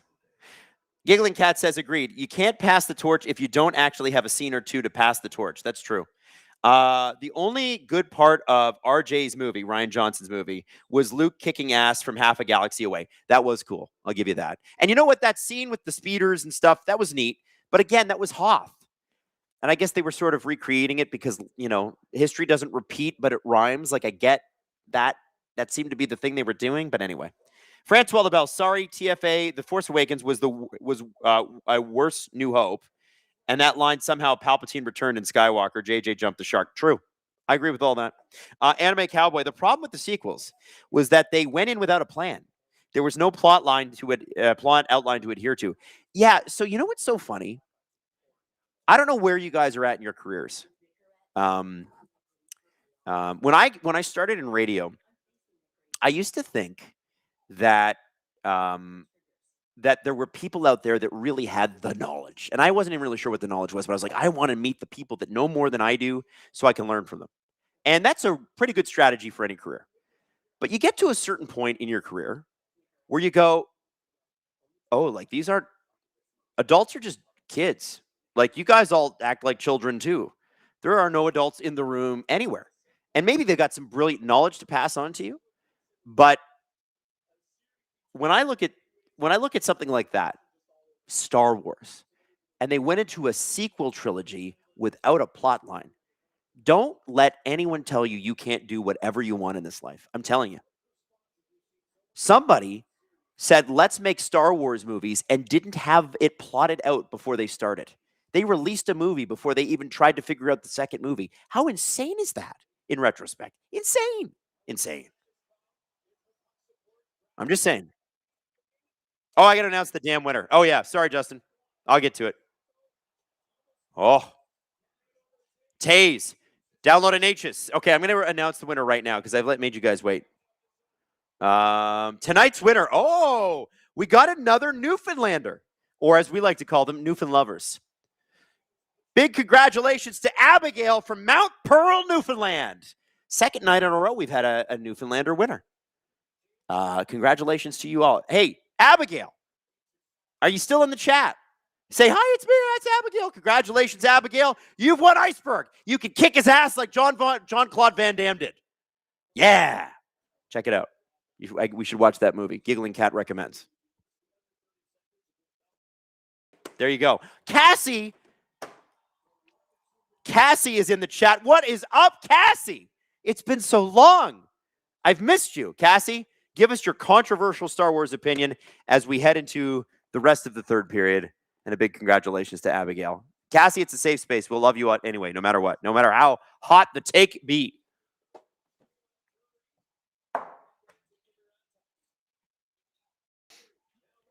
Oh, and they score! The Avs have scored!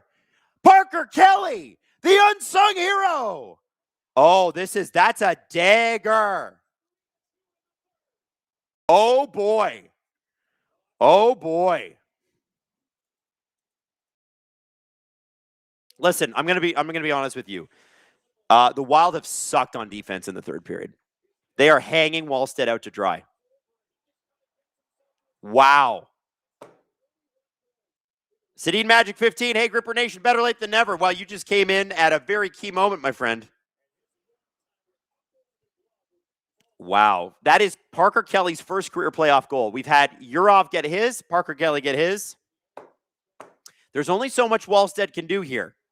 He's been unbelievable. You got to bail him out sometime, guys.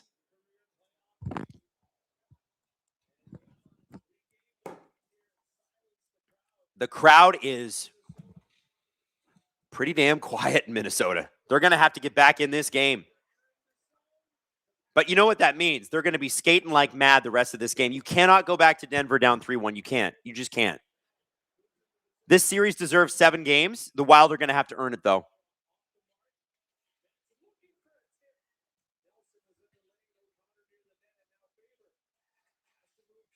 Faber to Hughes. Back to Faber. Faber gets pushed off the puck by Nichushkin.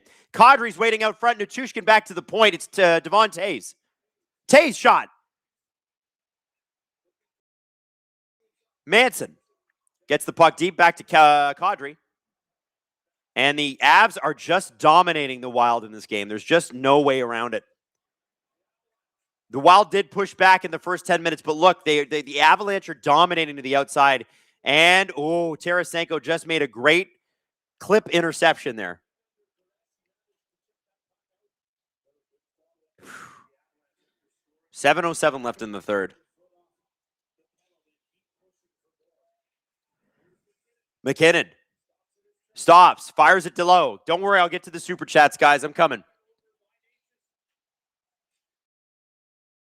Landeskog.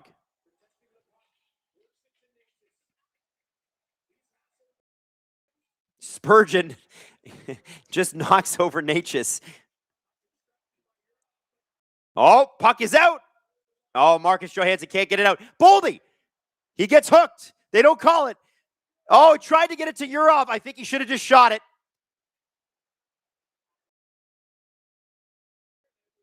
Boldy to Quinn Hughes. Back to Boldy. Boldy carrying it through center. Boldy gets it in deep. Kelly intercepts. Quinn Hughes at the blue line. Cuts back. Oh, and he has the puck knocked off him. Drury. Shot and a good save by Wallstedt. Wow.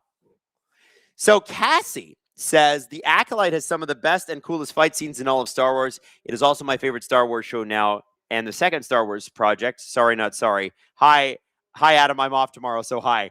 So Cassie, I disagree with you strongly on the Acolyte. I think it would have been a good B plot line, but I was really excited to meet the villain, and that was pretty neat. But it looks like they're not going to do that now.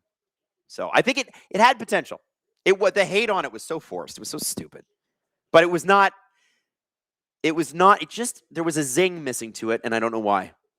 But there was some really cool stuff in that. It's better than Rise of Skywalker and Last Jedi. The Avs are just controlling this game. 5:50 to go in the third. Oh, puck!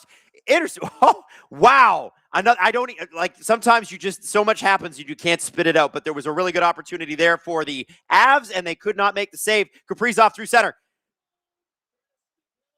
He's electric tonight. Out front, Zuccarello got it out front to Faber, and they just could not get it. And the Wild have to tag up and change. 5:25 to go in this game. I was just before the Avs scored, I was going to mention overtime, but maybe we're not going to get it. I have not done a single overtime in these playoffs. Not one. Isn't that crazy?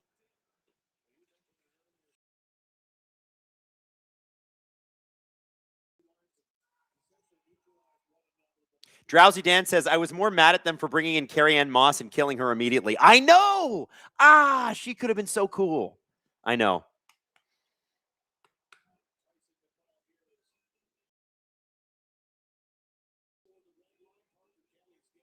Shane says, while you're doing the late games, I guess no overtime's a good thing. Yeah, it is. But sometimes the overtime, playoff overtime's sick. And you only get so many of these games a year. If I got to stay up late for a little bit, there's something so flippin' special about these games. Sometimes you want to see magic, right? Now, am I out here asking for triple overtime? No. Although that would be kind of neat. Okay, big face-off for the Wild. Offensive zone. First line is out there. Hartman loses the draw, and that is really important draw. I can't lie. That's not good. Emo Jalapeno, I'm just here for the zip line. The chaos.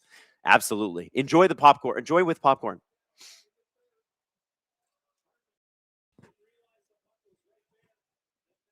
Faber. 4:34 left in the third. It's Quinn Hughes. And the puck goes way high and into the crowd. Sports Talk Judd said, nah, I want sleep. Katie says, Adam just wants to see guys dying out there. Listen, sleep is important and all that stuff. But it is the playoffs. Don't you want to see some overtime magic at some point? I do. And I've been doing 2 series in the second round, and I've not seen 1 overtime game.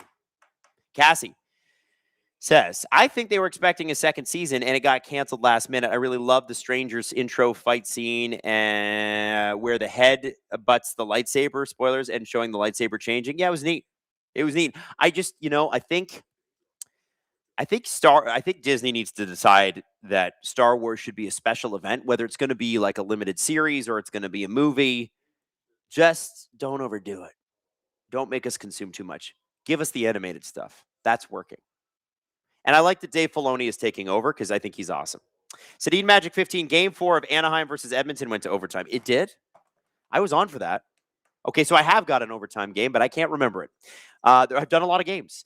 El Hong said, what I loved about the Acolyte after Manny Jacinto was how it treated the fallacies and failures of the Jedi Order that led to their downfall. That's true. Like the politics of it and that sort of thing. That's a good point.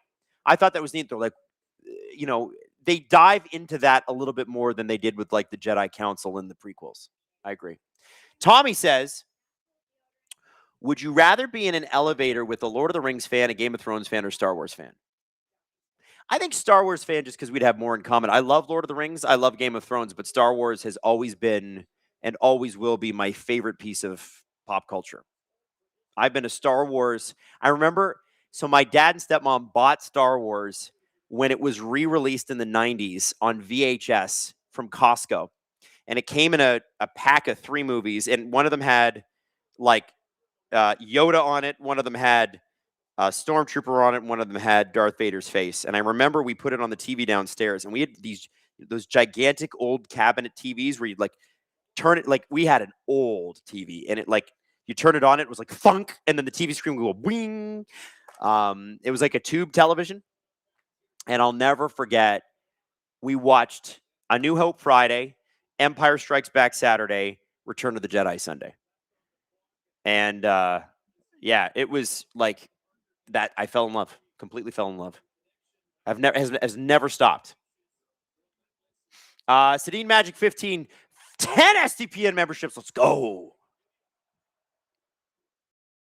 Thank you, Sedin Magic 15. Appreciate you. You are a magical person. And by the way, if you got a Sedin Magic 15 gifted sub, make sure that you say thank you, because that was really nice. And now you can check out VIP. Oh, here we go. Around the net. Faber for the point. Saved by Blackwood. Where's that puck? Why did the ref? Oh, it went off the top of the glass. It's like, why did he blow that dead?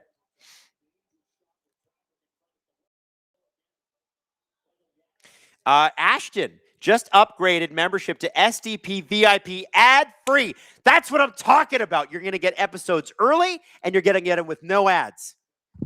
For as long as you hold that subscription, it's only $6.99 a month. And that's in Canadian dollars. So if you're an American, that's like 30 or 40% off. Just saying. Robert Malloy is asking people to click like, and I think he makes a good point. Emo Jalapeno, Sedin is magical, and plus more hockey. Yes, always more. By the way, I think we're going to do some World Cup streams. Are you guys into that? I think with Canada in and it being in North America, it should be kind of special. So once the hockey stuff kind of stops, it kind of sits perfectly with the World Cup. So be on the lookout for that.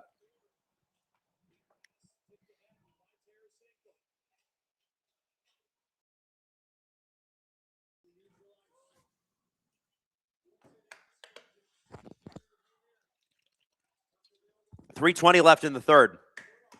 This is going to get like you can hear the anticipation. There's a noise and silence in that arena. You know what I mean? They're watching. There are people standing. They're yelling.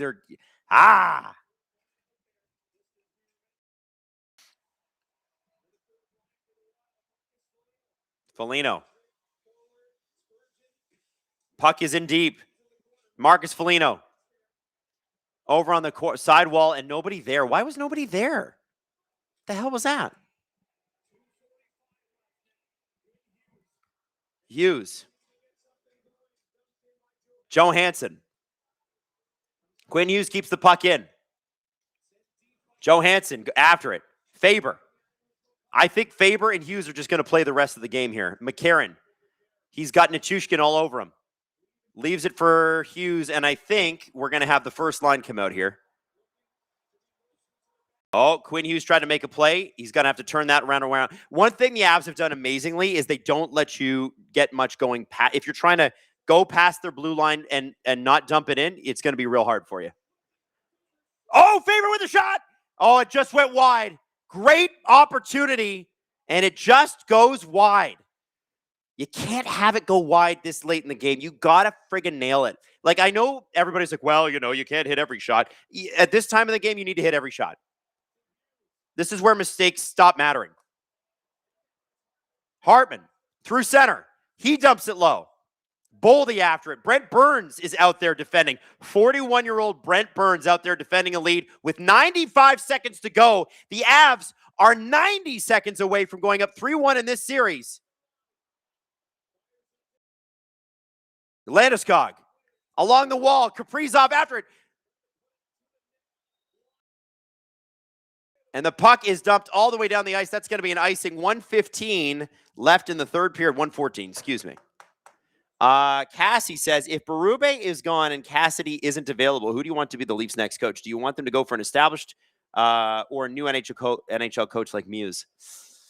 Well, I honestly think Bruce Cassidy is going to go to Edmonton. I just have this feeling, but they haven't fired Knobloch yet.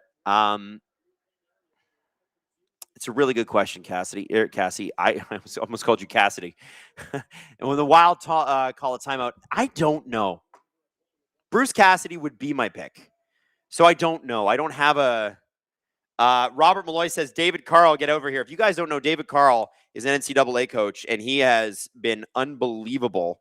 But he's got a young family. I think he coaches at University of Denver. Am I wrong on that? So there'd be some Avs fans who know who David Carl is. And he's considered one of the young, great up-and-coming coaches in the game. He turned down something like last year. Chicago wanted him. And I think he turned down a 5-year, $25 million contract to stay in university. Because he was like, nah, I don't want to join the Avs or the Blackhawks. So the Blackhawks got Jeff Blashill instead.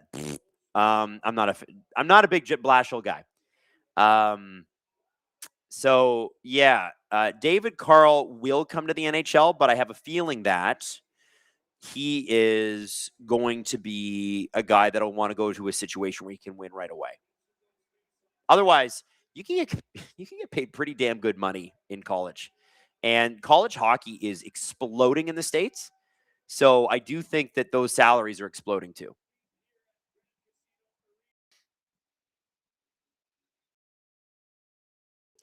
Katie Faye said, I know SDPN is Ducks down, but whoever comes out of the series is going to do unspeakable things to Anaheim or Vegas. Absolutely. Absolutely. The winner of this series, to me, should be in the Stanley Cup final. And if they don't make it, then something crazy has gone wrong. Okay, Hartman. So it's going to be Boldy. Hartman was kicked out of the faceoff draw. That's a bad faceoff draw to get kicked out of.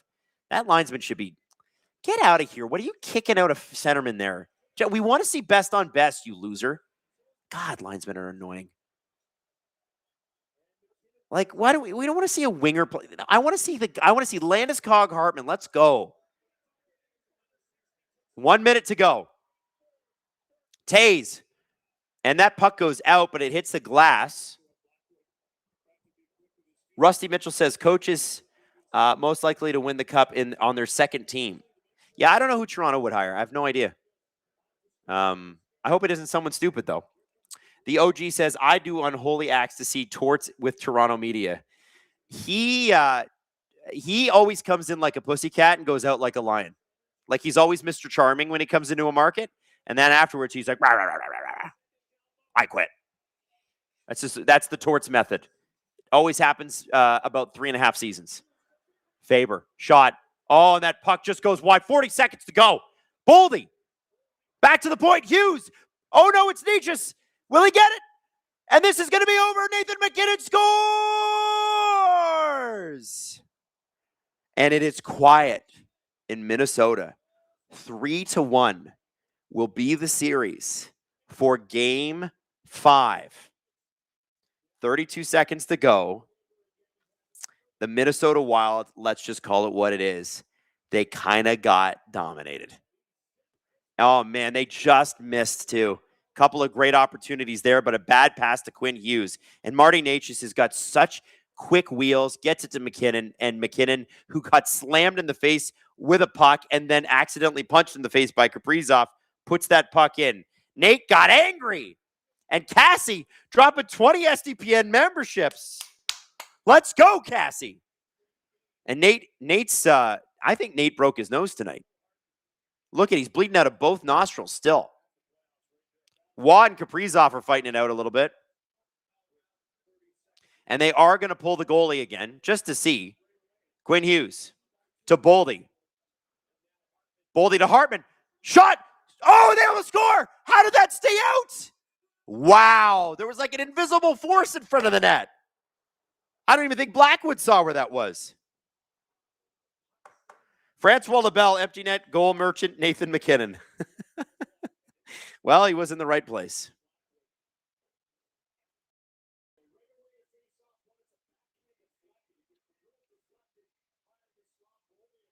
Wow.